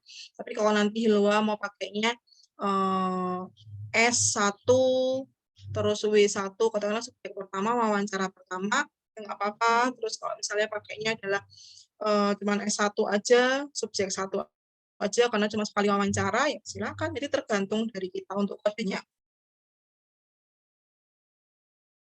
Di Medlit dulu nggak diajarin coding ya? Enggak, Bu. Enggak, Bu. Apa karena saya nggak atau emang enggak gitu? Tapi Enggak, setahu Bu. saya sih, saya belum pikun enggak diajarin. Enggak sampai. Tahu saya nggak diajarin sih, Bu. Jangan-jangan pas diajarin teman-teman nggak pada masuk semuanya. Waduh, Enggak, Bu, tadi mau bikin. jadilah Bu, masuk terus aja juga rajin dapatnya B. Saking mumetnya. Lagi nggak masuk. Ya, Bu, B gitu. baik-baik saja lah ya kalau B itu udahan. Iya, iyalah Bu, udahlah. Bu Nurul, aku mau Ya. nanya dong Bu. Siapa Itu nih? kan tadi Buruh katanya hati. ada wawancaranya juga siapa? ya. Kalau misalnya nggak pakai wawancara bisa nggak Bu PTK Bu? PTK Kan nggak yang pakai diituin anak murid maksudnya. PTK Apa harus ada juga? PTK nggak pakai wawancara. Iya, enggak kan ya? Aku mah nggak pakai Bu, maksudnya. Kan yang aku mau teliti anak muridnya maksudnya. Ya, betul yang diteliti anak muridnya. Cuman memang kita harus cross check juga. Biasanya harus di cross check juga sih sama entah sama gurunya, entah sama si orang tuanya, itu harus di cross check. Tapi kalau PTK memang rata-rata teman-teman kan gunakan beberapa siklus gitu kan ya, siklus 2, siklus 3 gitu ya, terus berapa kali pertemuan dari siklus tersebut. Tapi tetap biasanya ada wawancara awal, minimal wawancara untuk tahu kondisi anak awal itu seperti apa. Oh iya, berarti aku di gurunya ya Bu ya. Nah, kondisi Gitu ya. awalnya itu sama nggak sih? Kan kita nggak bisa menentukan kondisinya si anak kalau kita nggak wawancara, nggak melakukan observasi. Jadi observasi dilakukan, wawancara juga dilakukan. Jadi observasinya kita sebagai peneliti itu sama nggak sih dengan keseharian dari si anak itu gitu ya, karena kan kalau kita observasi kadang kita observasi cuma 1-2 kali observasi gitu kan ya, terus ketemulah si anak ini ternyata belum mampu semua nih gitu. Terus kita wawancara sama si gurunya, prosekkan bener nggak sih Bu anaknya ini belum mampu semuanya? Oh dia udah bisa kok, pas kebetulan Bu tadi itu observasi anaknya lagi sakit, jadi dia tuh malas untuk ngerjain apa-apa, itu bisa terjadi. Jadi tetap harus di cross check dengan wawancara. Iya Bu. Bu, ini judul aku nih baru ngeliat nih, justru yang keluar tuh PTK lagi, yang eksperimen kagak. Terus nggak apa-apa. Udah gitu, iya udah gitu, udah hati jangan ketawa. Udah gitu gini loh Bu, apa tuh namanya, kan aku kan itu kan bermain angklung ya, berarti aku ada 2 rekaman dong. rekaman wawancara sama rekaman main angklungnya. Setiap siklus gitu. Tiap siklus. Kalau di PTK main angklungnya itu setiap pertemuan apakah sama atau gimana, kan harus ada keunikannya juga di setiap siklusnya. Kalau saya pengen itu satu lagu. Boleh nggak sih satu lagu? Ya kira-kira aja deh Bu sekarang, kira-kira aja. Kalau satu siklus itu kan biasanya 3 pertemuan biasanya ya. Satu siklus 3 pertemuan, 1 lagu. Nanti siklus yang kedua 3 pertemuan lagi, 1 lagu lagi. Kira-kira anaknya bosan apa enggak gitu. Kan harus ada variasinya juga. Kecuali kalau eksperimen tadi kan kita hanya melakukan beberapa kali pertemuan dasarnya dari mungkin penelitian sebelumnya. Nah itu boleh ya, kalau katakanlah Bu Santi tadi mau eksperimennya 5 kali pertemuan atau 3 kali pertemuan, karena dari sumber yang diacunya itu hanya 3 kali dilakukan itu sudah efektif, ya berarti 3 kali itu harusnya memang sama. Nah kalau untuk yang PTK, kalau nanti 3 siklus dengan total ada 9 pertemuan lagunya sama, kira-kira si anaknya nanti akan meningkat atau malah justru stuck gitu. Iya, karena itu ya karena udah bosan gitu ya, lagunya itu aja gitu. Itu jadi pertimbangan juga. Oh iya Bu, iya deh. Iya, oke Bu. Bu, terima kasih banyak ya Bu ya. Sama-sama Bu. Doain Bu. Doain apa Bu? Doain biar skripsinya lancar gitu. Kirain didoain semoga nanti dapat dosen pembimbingnya Bapak Kaprodi. Jangan Bu, rumahnya jauh, ntar saya suruh kasih. Loh, di luar Ikro sama Bu Santi langsung kayaknya ketawanya bahagia banget.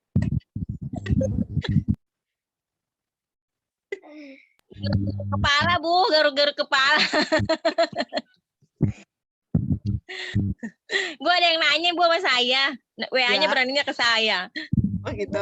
Itu masuknya nah katanya Bu, kalau judulnya hubungan gitu, depannya hubungan. Gimana Bu Rohati, pelan-pelan. Jadi judulnya itu depannya hubungan pendidikan gitu, hubungan permainan ini gitu, itu masuknya kemana gitu? Hubungan masuknya kemana? Ke PTK.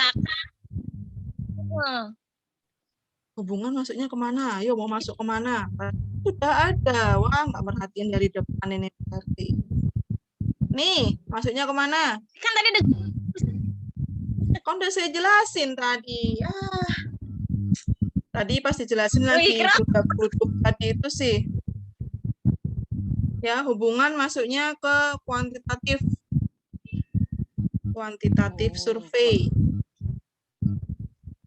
Ini ngitung ya Bu? kan tadi Bu Rohati kan nanya hitung, kan diserahkan kepada ahlinya. Ya. Tadi sudah saya kasih tips gitu ya, kalau nggak mau bikin angketnya caranya gimana udah saya kasih tips. Tadi udah direkam kan sama si Ikro di awal-awal, dan nanti tinggal buka lagi rekamannya gimana ya caranya gitu kan ya. Kalau nggak bisa ngitung gimana gitu, serahkan sama ahlinya. Kan ada ahli statistik di kelas ini pun juga saya yakin ada yang jago statistik. Nah, jadi mintalah. Saya Bu. Siapa? Bu Rohati ya? Bu Rohati kan jagonya. Kalau yang hitung-hitung serahkan ke Bu Rohati, teman-teman tinggal Bu Rohati ini artinya maknanya gimana gitu kan ya, tinggal nanti dikata-katain aja dari angka-angkanya itu. Kan Bu Rohati. Yang lain nanya belum ada. Ya Bu ya. Ya, nanya jawab ya Bu. Nanya. Bu Hilo mau nanya lagi Bu buat mastiin. Iya, oke Hilwa. Kalau judul Hilo masuk ke metode kuantitatif eksperimen, bukan ini judulnya pengaruh metode bercerita terhadap rasa empati anak usia dini, itu masuknya kuantitatif eksperimen bukan Bu? Mau mastiin. Sama kayak tempatnya Bu Santi tadi ya. Ayah. Masuk. Ibu makasih. Sama Hilwa. Maaf, yang tanya Bu Nurul. Iya, Syafira. Nurul dicopot. Syafira, kalau judul Syafira itu masuknya ke metode kualitas kan ya? Ini judul Vira. Bentar. Apa? Bu Nurul, sebutin aja nggak apa-apa Bu. masuknya kemana biar kami nggak juga keder gitu kan, pasti kan Ya, judul berbeda. ya kalau nanti semua saya sebutin teman-teman nanti kamu nyari lagi dong. 36 Bu. Ah,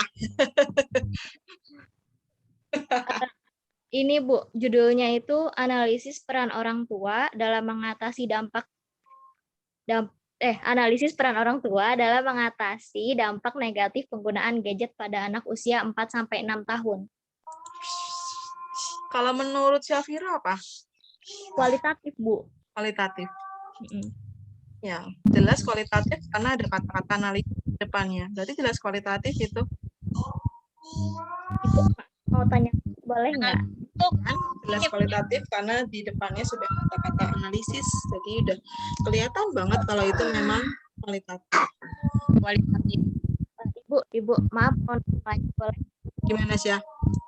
Kalau kan kualitatif, kalau kualitatif itu berarti harus pakai wawancara atau apa gimana ya, Bu? Nah, barusan yang saya jelasin tadi itu ya, kualitatif itu memang khasnya itu harus pakai wawancara, pakai observasi, pakai dokumen. Udah itu mutlak harus, ya nggak bisa wawancara, nggak bisa kualitatif pakainya angket tuh jarang banget. Wawancara tuh ya makanya ya, kualitatif sih ya makanya ya tadi wawancara sama observasi, wawancara yang mendalam ya, terus observasi di lingkungannya itu mutlak harus, nggak bisa pakai angket, nggak boleh.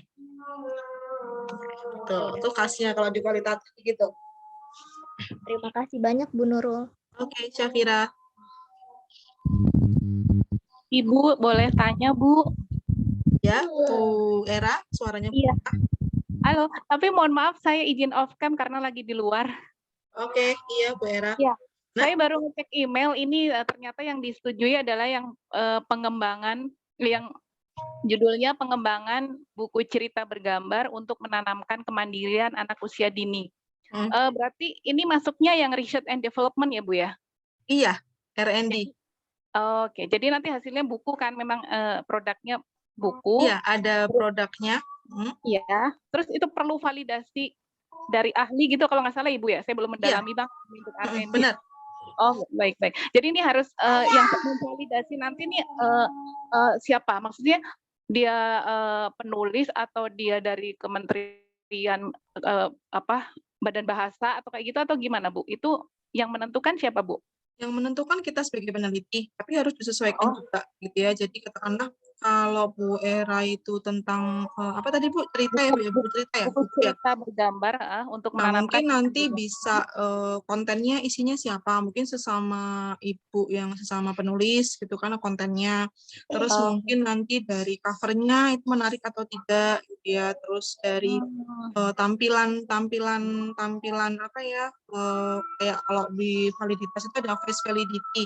Jadi covernya, terus gambar-gambarnya, terus huruf-hurufnya itu gede kecilnya itu sesuai atau enggak gitu kan. Jadi ada face validity-nya itu nanti boleh orang-orang desain, orang-orang IT yang paham gitu kan. Terus untuk kontennya nanti siapa gitu ya. Mau kontennya itu yang sesama penulis atau mungkin orang yang expert di dunia tulis menulis itu boleh itu kayak gitu Bu. Nah, yang ingin saya tanyakan masalahnya kan selama ini saya menulis buku itu selalu kerjasama dengan ilustrator ya. Jadi kita penulis hanya memberi panduan ke ilustrator. Misalnya gambarnya tokohnya seperti ini, sosok karakternya begini, rambutnya begini, hanya memberi panduan aja. Nanti yang menggambar ilustrator. Nah, ini masalahnya untuk skripsi boleh tidak Bu kerjasama dengan ilustrator? Nggak apa-apa Bu. Bisa ya? Oh boleh ya. Jadi boleh. saya hanya kontennya, konsepnya seperti apa, konten dan kemudian kita kasih panduan aja ke ilustrator sesuai dengan yang kita mau gitu, boleh ya Bu ya? Iya boleh, kan kita nggak semuanya kita harus yang apa ya, harus yang mengerjakan semua ya. Kalau yang angkatan kemarin itu yang Bu Rida itu kan dia ya masak dia kan bikin buku resep gitu kan ya, dia masak tapi kan untuk tampilannya katakanlah untuk foto-fotonya kan dia nggak melakukan sendiri, dia kerjasama sama temennya fotografer ya supaya tampilannya menarik. Terus untuk layoutnya bukunya seperti apa kan dia juga kerjasama dengan yang pihak-pihak lain. Jadi ya memang harus kerjasama Bu, nggak semuanya dipegang sendiri gitu ya, kayaknya nggak sanggup deh Baik, Bu baik, kalau Bu. semuanya seperti itu. Iya, karena memang tidak bisa kalau untuk menggambar hanya mungkin Iya, karena kan kontennya mungkin aja. Ibu di kontennya gitu kan, tapi mungkin untuk Ya, cover segala macam itu mungkin sudah ahli-ahlinya.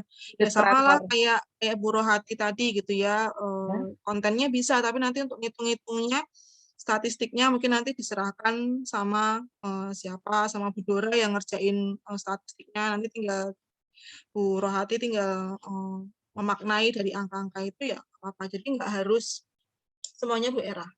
Oh, baik. Terima kasih, Ibu, Oke, sama-sama. penjelasannya. Ya, terima kasih. Yang lain lagi? Ibu Ibu Nurul. ada yang nanyain. Siapa ini yang nanya? Oh, Safira. Syafira. Oh ya, maaf Bu. Ini tadi ada yang Apa? minta tolong katanya tanyain judulnya, soalnya mau nanya ke Bu Nurulnya canggung katanya Bu. Apa yang nanya? Teman saya kelas A1. Bu Rohati jangan-jangan. Oh, main tembak aja saya.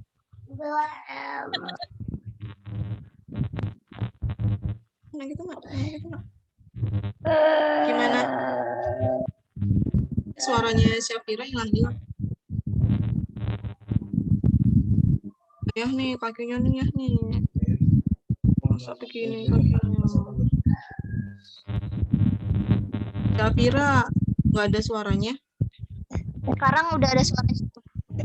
Masih belum jelas di saya.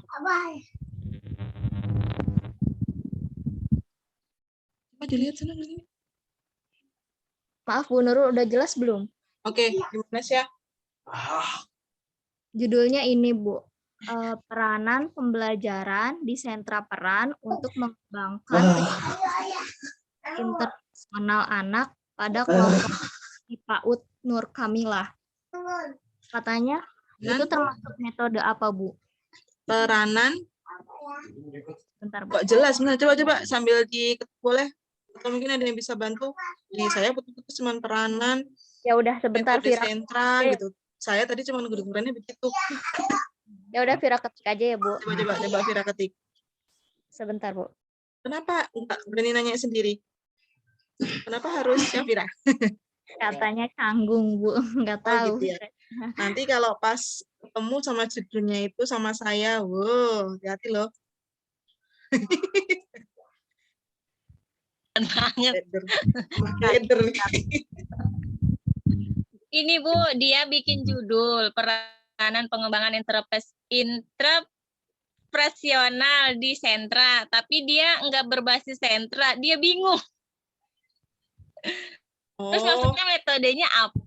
Mana dia cara ininya apa memang harus di sekolah dia kah atau memang bisa di sekolah lain gitu Bu? Oke. Kalau peranan itu berarti metodenya apa? Ya, peranan pengembangan intrapresional gitu, kecerdasan sentra. Peranan kok judulnya panjang banget toh. Peranan pengembangan intrapersonal. Apa toh? Kecerdasan di sentra. Apa ini saya juga Bu dibacain soalnya kagak mau nanya sendiri kenapa ini Bu. Peranan pembelajaran sentra peran. Nah, ya yang itu tuh judulnya Safira tuh Bu. Tadi tuh. Kalau lagi diketiknya sekolahnya itu belum pakai sentra, tapi judulnya pakai sentra, ya. Kalau di PTK, kalau teman-teman pakai PTK, itu teman-teman harus ngajar dulu yang pertama. Kalaupun bukan di sekolahnya, kalau bisa kerjasama dengan sekolah lain, diperbolehkan. Tapi sekarang logikanya begini, kalau kita itu melakukan penelitian Kalau PTK itu kan kita langsung terjun sendiri ya teman-teman ya, melakukan sendiri ya. Kalau eksperimen itu kita boleh orang lain. Kalau survei kita nggak langsung bertemu dengan si subjeknya langsung gitu. Tapi kalau PTK kita bertemu dengan subjeknya langsung gitu kan. Nah sekarang logikanya begini aja.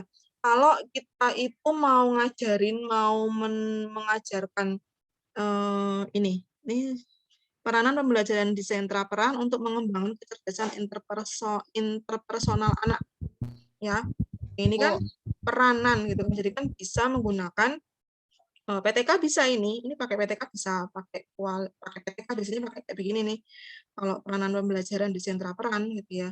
Untuk pengembangan kecerdasan interpersonal. Nah, ini bisa pakai PTK. Cuman kalau tadi di sekolahnya ditanyakan belum pakai PTK, belum pakai PTK, belum pakai SEMPA. Nah, itu boleh kerjasama sama sekolah lain. Karena ini judulnya Syafira, tapi di sekolahnya Syafira itu belum pakai sentra. Nah, terus pakai sekolahnya Bu Rohati. Boleh sebetulnya. Cuman tadi saya bilang logikanya nih, ketika Syafira ke sekolahnya Bu Rohati, ngadepin anak-anaknya, muridnya sekolahnya Bu Rohati, kan harus ada kenalan dulu. Anak itu nyaman atau enggak gitu kan ya. Nah, kita nggak bisa langsung melakukan si metodenya ini, metode apa namanya, pembelajarannya di sentra peran itu kan nggak bisa langsung seperti itu. Ya, jadi mungkin agak sulit kalau nanti PTK, mau apapun judulnya seperti apa, kalau kita pakai PTK, tapi di sekolahnya itu belum diterapkan, belum ada gitu ya seperti itu, atau mungkin pakainya sentra, belum pakai sentra, pakai sekolahnya orang lain, itu agak susah. Apalagi kalau kita pakai PTK, belum ngajar, nah itu lebih susah lagi. Jadi kalau teman-teman belum ngajar, jangan pakai PTK, pakainya yang eksperimen, atau pakai yang kuantitatif survei. Tapi kalau sudah ngajar, silahkan mau pakai PTK di sekolahnya sendiri, itu akan lebih mudah, terus juga manfaat banget nanti di sekolahnya seperti apa. Itu. Gimana, Syah? Oh gitu, ya udah Bu. Baik, terima kasih ya Bu. Bateraiku habis, Rek. Nurul, saya boleh bertanya? Ya, Puan, gimana? Ayah, baterainya dong. Saya ngambil baterai laptop dulu. Enggak daripada mati. Tunggu ya, Puan. Ya, Bu.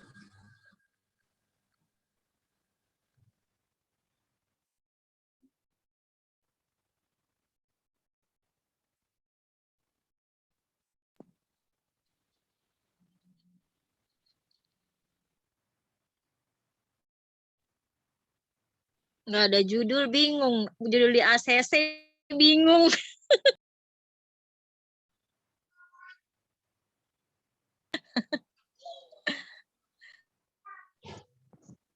Bunda, Hilo mau nanya, sertifikat udah dikirimin belum ya? Soalnya ada yang ngechat Hilo, ada yang belum dapat sertifikat.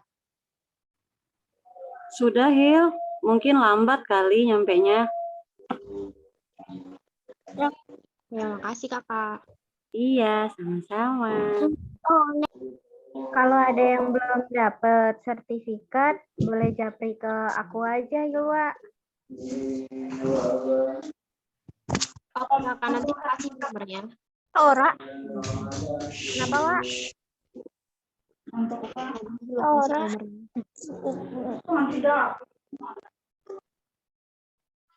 Yuk, Puan, gimana Puan?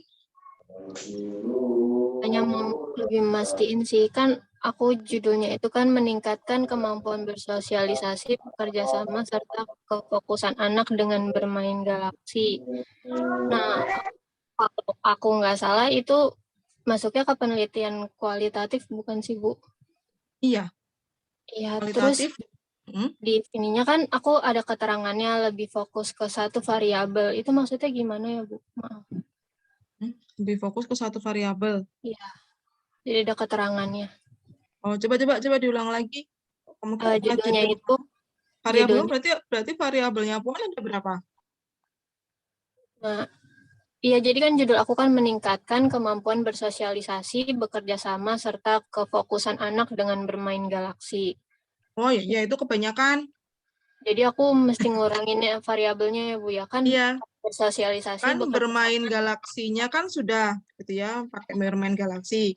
Nah, tadi ada kerjasama, yang di depan tadi itu ada 3 tadi, konsentrasi, apalagi tadi itu ada 3 soalnya. Bersosialisasi, bekerja sama, sama kefokusan terakhir. Nah, kefokusan, kerjasama, sosialisasi ada 3 yang dipakai sama Puan. Nah, Puan tinggal ambil aja salah satu dari itu yang sekiranya acuannya banyak. Baik, Bu. Jadi nanti aku berarti nggak usah ngajuin judul lagi, tinggal aku perpendek aja ya, Bu? Ya, perpendek, walaupun nanti diajukan, ya tinggal mengajukan pengajuan perubahan judul, kalau yang dipakai cuma ini, gitu. Karena kan judulnya kalau SK-nya nanti muncul ya, masih panjang, berarti nanti tinggal dirubah aja. Karena itu kebanyakan itu. Iya. Makasih banyak ya, Bu Nurul. Oke. Ini Eva. Riri jangan menangis. Ya. Nanti minta sama Bu Rete aja, Bu, HP-nya rusak. Bu Rete, tukang hitung kan ya? Nah, tinggal dihitung aja nanti. Ini Eva meningkatkan kemampuan menyimak pada anak usia 4-5 tahun melalui penggunaan media audio kaset cerita. Masuknya ngapain? Dia nanya apa sih? Masuk ke yang mana? Masuk apa ini ya gitu kan? Masuk penelitian yang mana ya, Bu? Masuk penelitian yang mana ya gitu. Kalau ini aja dari ininya sudah kelihatan sebenarnya kualitatif. Kan kalau kualitatif di sini bukan cuma studi kasus, bukan cuma studi pustaka, PTK juga masuk kualitatif ya teman-teman ya. PTK masuk kualitatif. Jadi ini punyanya si Eva ini maksudnya ke kualitatif ya untuk meningkatkan kemampuan menyimak. Nah, tinggal caranya tadi kamu gangguin aja. Ya, caranya tadi adalah dengan media audio kaset. Oh ya, itu ya Eva ya, pakai kualitatif ya Eva. Wali yang itu kan ya, Bu? Kualitatif? Enggak, kalau kualitatif nggak hitung-hitungan. Dia lebih ke deskripsi ya, Bu? Pusing, Bu, kalau hitungan. Bu Nurul.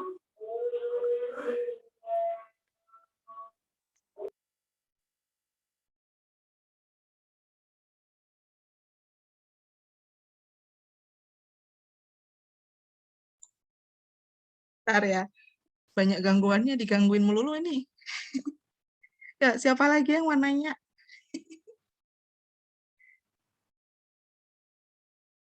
Ini berapa SKS nggak tahu ya, pokoknya diskusi aja. Bu, bener Bu, saya baru variabel itu tadi Bu, judul yang tadi kepanjangan, saya baru variabel itu yang judul kita itu merupakan variabel, ya Allah. Terus tadi kualitatif, ini masuknya ke PTK itu masih kualitatif, jadi banyak yang salah paham gitu loh Bu. Si PTK itu beda dengan si kualitatif, kayaknya begitu itu Bu arahannya, apa salah di kitanya, bagaimana ini ya? Aduh. Makanya pada kitanya begitu. Bener Bu, saya bikin kok, oh ya Allah, berarti kita itu belum pada ngeh Bu, si variabel itu apa, terus si judul ini kualitatif, kita ngototnya PTK, pengennya PTK, padahal PTK itu kualitatif yang bisa jadi PTK, gitu kan ya Bu? Ya Allah Bu, bener. Ya Allah Ibu, alhamdulillah Ibu akhirnya mengungkapkan, jadi teman-teman yang mungkin belum ngeh banget gitu ya, jadi akhirnya tambah ngeh lagi gitu ya. Jadi memang kualitatif, tadi saya bilang kualitatif itu nggak cuman studi kasus. Kalau tadi contoh yang saya berikan kan studi kasus yang homeschooling tadi ya teman-teman ya. Tadi yang sering ditanyakan sama Bu Dora yang studi pustaka itu juga maksudnya kualitatif gitu kan.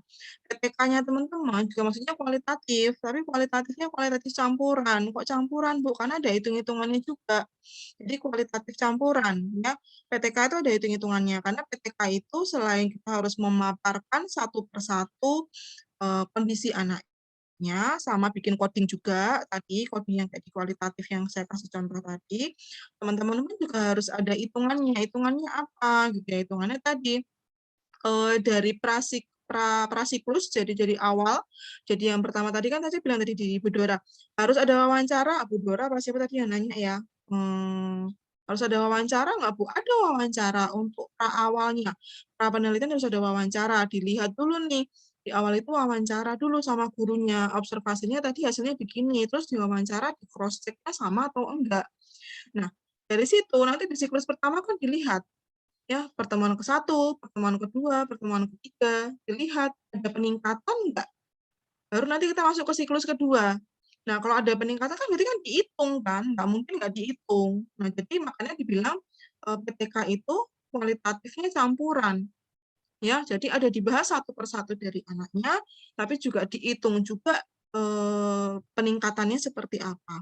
Nanti di siklus 2 lagi dihitung peningkatannya seperti apa untuk si A, si B, si C, si D. Kalau subjeknya ada 10 ya berarti 10 dihitung semuanya itu tadi. Ya kan? Pertemuan kedua, pertemuan ke-4, 5, 6 di siklus yang kedua ada peningkatan nggak? Oh, peningkatan, naik lagi. Tapi peningkatannya sudah maksimal nih, berarti nggak perlu lagi di siklus ketiga. Oke, berarti berhenti sampai di siklus yang kedua aja. Oh, belum maksimal, masuk ke siklus yang ketiga, kan tetap dihitung. Berarti memang PTK itu sebetulnya masuknya emang kok kualitatif, tapi kualitatifnya jenisnya kualitatif campuran, karena ada hitungannya juga. Makanya kalau tadi yang di awal teman-teman bilang, Bu, susah yang mana ya, Bu? Yang ini sama yang ini. Kalau saya dari dulu nggak suka PTK, satu. Karena saya waktu kuliah pun nggak ada diajarin PTK. Di psikologi ilmu saya nggak ada PTK, karena kita nggak ngajar, jadi nggak ada PTK-nya. Makanya PTK itu hanya untuk teman-teman yang dia sudah mengajar. Makanya kalau teman-teman belum mengajar, pakai PTK nggak bisa. Jadi tolong yang belum mengajar, kalau dapat judul PTK, ubah judulnya jangan yang PTK. Karena nggak bisa teman-teman mengajar di sekolah lain, katakanlah Puan belum ngajar gitu ya, terus mau ngajar, tapi judulnya udah PTK nih, tapi aku pengen PTK banget gitu ya, akhirnya ngajar di sekolahnya Bu Rohati, nggak bisa, karena anak-anaknya belum ngerti sama Puan harus adaptasi dulu, anaknya harus adaptasi dulu, harus menguasai dulu semuanya, itu nggak bisa langsung ujuk-ujuk, bahasanya ujuk-ujuk gitu ya, tiba-tiba gitu ya, mak bedunduk, Puan muncul di sekolahnya Bu Rohati, langsung ngasih siklus 1, pertemuan 1, 2, 3, itu nggak bisa. Ya, itu nggak etis. Kalau dari etika penelitiannya itu nggak etis. Jadi memang kalau yang belum ngajar, jangan pakai PTK. Dan PTK itu memang masuknya ke kualitatif campuran.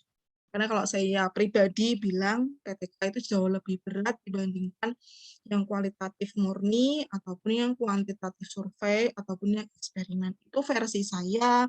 Kalau mungkin versi teman-teman karena mungkin sudah ngajar semuanya dan dulu lebih banyak bahasa kasarnya didoktrin tentang PTK, jadi lebih suka PTK, yaitu kembali ke kita sebagai peneliti. Itu teman-teman ya.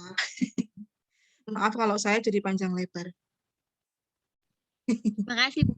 Benar, saya baru Nah, baru hati baru enggak. Semoga dapat pencerahan ya, Bu. Benar. Ini lanjut dari Nurjana, hubungan kompetensi profesional guru dengan pengelolaan pembelajaran anak usia dini. Metodenya apa? Wes pokoknya dengan depannya hubungan-hubungan itu wes kuantitatif survei. Gampangannya gitu, Bu. Ya, gampangannya gitu ya. Hubungan-hubungan itu kuantitatif survei. Masuk ke korelasi bukan, Bu? Apa? Masuk ke korelasi bukan? Iya, korelasi. Hubungan itu kan korelasi, ya, kuantitatif survei. Jadi pakai angket, cuma nanti ini adalah targetnya kalau punya Nurjana itu adalah si gurunya. Bu Nurul. Tapi ya kalau Nurjana pakainya hanya di TK Islam Yadani, itu kalau nanti subjeknya ada 30 itu silakan dipakai. Tapi kalau subjeknya ada 30 nggak bisa, karena kalau kuantitatif survei itu minimal N-nya itu 30. Ya, N-nya 30. Jadi subjeknya itu minimal 30 kalau survei. Minimal itu ya. Itu pun belum ditambah nanti teman-teman harus try out tadi itu, dicoba tadi itu. Jadi mungkin kalau nyari guru gampang gitu ya. Ya, nyari gurunya gampang gitu ya. Cuma nanti kalau hanya spesifik di TK Islam Yadani itu nanti kalau gurunya ada 30 ya silahkan dipakai. Tapi kalau semisal nggak ada 30 subjeknya, jangan pakai TK Islam Yadani, katakanlah pakai aja di mana nih daerahnya, katakanlah di Karawaci, pakai di Karawaci gitu lah, apa-apa silakan. Tapi kalau ada ya monggo pakai nama TK-nya, tapi kalau tidak nggak bisa, karena minimal kalau untuk kuantitatif survei itu minimal N-nya 30. Subjeknya 30. Nah, ini lagi nih, kita terfokus sama yang suka di belakangnya juga tuh, Bu. Ternyata juga harus sesuai juga ya, Bu. Kan Di belakangnya gimana? Itu kayak tadi di TK ya Dani gitu. Tapi kan ternyata katanya N-nya harus sesuai, misalnya itu harus 30, berarti harus sesuai gitu. Kadang kan kita fokus sama judul-judul suka yang kita lihat di sini. Berarti kita pakai juga tuh judul yang sekolah kita gitu. Kirain mah udah cuma sebatas buat judul doang gitu, Bu. Nah, itu saya menurut Ibu jawab tuh, saya baru ngerti juga tuh. Oh. Nggak apa-apa lah, baru ngerti sekarang daripada nggak sama sekali gitu ya. Paling nggak dengan kita diskusi gini kan jadi tahu gitu kan.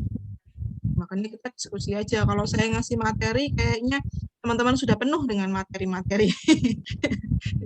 Jadi diskusi. Jadi memang benar kalau PTK memang pakai nama sekolahnya, ya. Terus kalau eksperimen juga kadang pakai sekolahnya, itu boleh. Kalau nggak pakai nama sekolahnya pun juga nggak apa-apa. Tapi kalau memang di FKIP itu memang kadang suka pakai nama sekolahnya. Kan. Tapi kalau tadi kasusnya kayak yang kasusnya yang tadi saya ceritakan di Bu Santi tadi, kalau kasusnya itu nggak nyampe subjeknya, jadi mau pakai di sekolahnya Bu Santi, tapi ternyata nggak nyampe nih subjeknya untuk dibagi dua kelompok eksperimen dan kelompok kontrol, harus pakai kelasnya, pakai sekolahnya Bu Rohati, yang satu tipe gitu ya. Nah itu berarti nggak bisa kan pakai nama satu sekolah, berarti kan harus diganti. Nah, jadi nggak bisa pakai nama TK ini, nggak bisa gitu kan, jadi harus diganti itu. Jadi disesuaikan saja dengan nanti ketika di lapangan, oh nggak bisa ternyata anakku subjekku ternyata cuma bisa kepakai untuk kelas eksperimen aja, kelas kontrolnya belum masuk, oke berarti harus pakai sekolah yang lain lagi, berarti judulnya harus diganti. Tapi kalau PTK relatifnya memang dia harus pakai nama apa namanya, nama sekolahnya.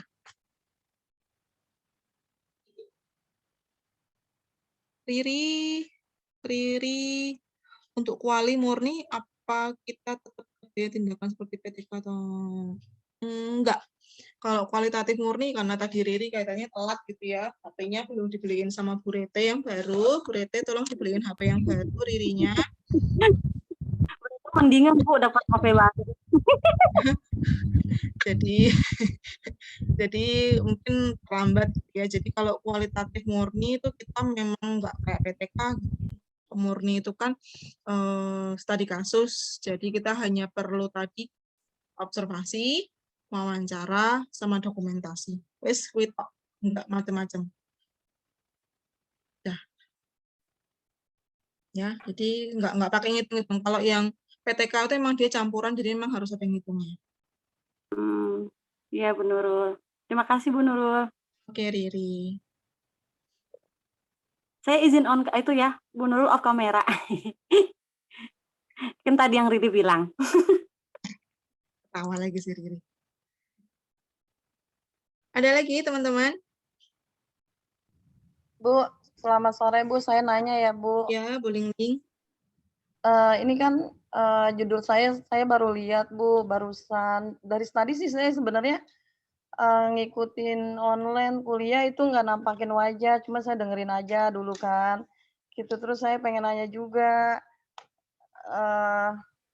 Jadi yang saya mau tanyain gini, saya kan ini kan judul saya kan upaya meningkatkan kemampuan berhitung permulaan pada anak usia 4-5 tahun. Nah, ini yang saya mau teliti di kelas saya sendiri, tapi kata Ibu kan tadi kalau misalnya kalau PTK itu kan harus pakai wawancara, terus observasi. Nah, yang diwawancarainya itu kata Bu Nurul kan biasanya gurunya atau orang tuanya. Nah, kalau misalnya gurunya, lah yang ngajar kan saya sendiri, Bu. Gimana tuh, Bu? Yang ngajar saya sendiri, observasi sendiri gitu ya, neliti sendiri lah, mandiri banget ya Bu Lingling ya. Gimana tuh Bu jadinya? Tapi kan kita bisa cross check ya Bu ya, cross check mungkin ke guru pendamping atau mungkin kalau enggak ke guru yang sebelumnya gitu ya. Jadi yang pernah menangani si anak itu, yang pernah ngajar anak itu seperti apa. Itu boleh, atau mungkin dari orang tuanya ya, kesesuaiannya gimana, kan tadi kan menghitung permulaan kan. Iya Bu. Nah, berarti boleh tanyakan ke si orang tuanya, menghitung dia kalau di rumah itu seperti apa sih Bu awalnya, sudah bisa sampai ke tahapannya seperti apa, itu boleh di cross check ke orang tuanya. Oh gitu ya Bu. Orang tuanya Bisa juga ke guru yang tadi awalnya ada di KB ya Bu ya? iya, belum Ibu ya, yang ngajar siapa itu bisa di cross check lagi. Iya Bu. Ya udah makasih ya Bu. Nanti saya lah Oke, kalau udah sama-sama. banyak tanya mungkin. Sekarang masih pusing Bu. Ya, sekarang mungkin masih menghayati dari si judulnya itu ya teman-teman ya, nggak apa-apa. Iya Bu, terima kasih Bu. Oke. Ada lagi? Atau cukup dulu, mungkin mau dimaknai dulu teman-teman, nanti kita jadwalkan lagi kapan gitu ya, supaya kita bisa diskusi. Jadi teman-teman sudah mulai nanti untuk cari-cari lah materinya lagi gitu ya, jurnalnya lagi, silahkan. Nanti kita bisa diskusi lagi, tapi tetap untuk tugas akhir di UAS-nya, pakai yang kemarin sudah dibuat sama teman-teman ya, kalau nanti pakai judul yang baru, yang sudah di ACC sama Prodi, nanti teman-teman harus mengulang lagi dari awal. Jadi saran saya tetap yang sudah teman-teman buat kemarin dilanjutkan lagi sampai di bab 3-nya untuk UAS-nya. Itu ya. Baik Bu, makasih. Oke, terima kasih ya teman-teman semuanya untuk hari ini, atas waktunya juga ya, dari tadi sampai sekarang cukup lama gitu ya, teman bisa dapatlah tentang metodenya ini. Ya, terima kasih sudah difasilitasi juga untuk link Zoom-nya, bisa jadi panjang, nggak potong-potong. Ya, oke, selamat sore semuanya, saya tutup ya. Terima kasih sekali lagi. Assalamualaikum warahmatullahi wabarakatuh. Waalaikumsalam. Waalaikumsalam warahmatullahi wabarakatuh.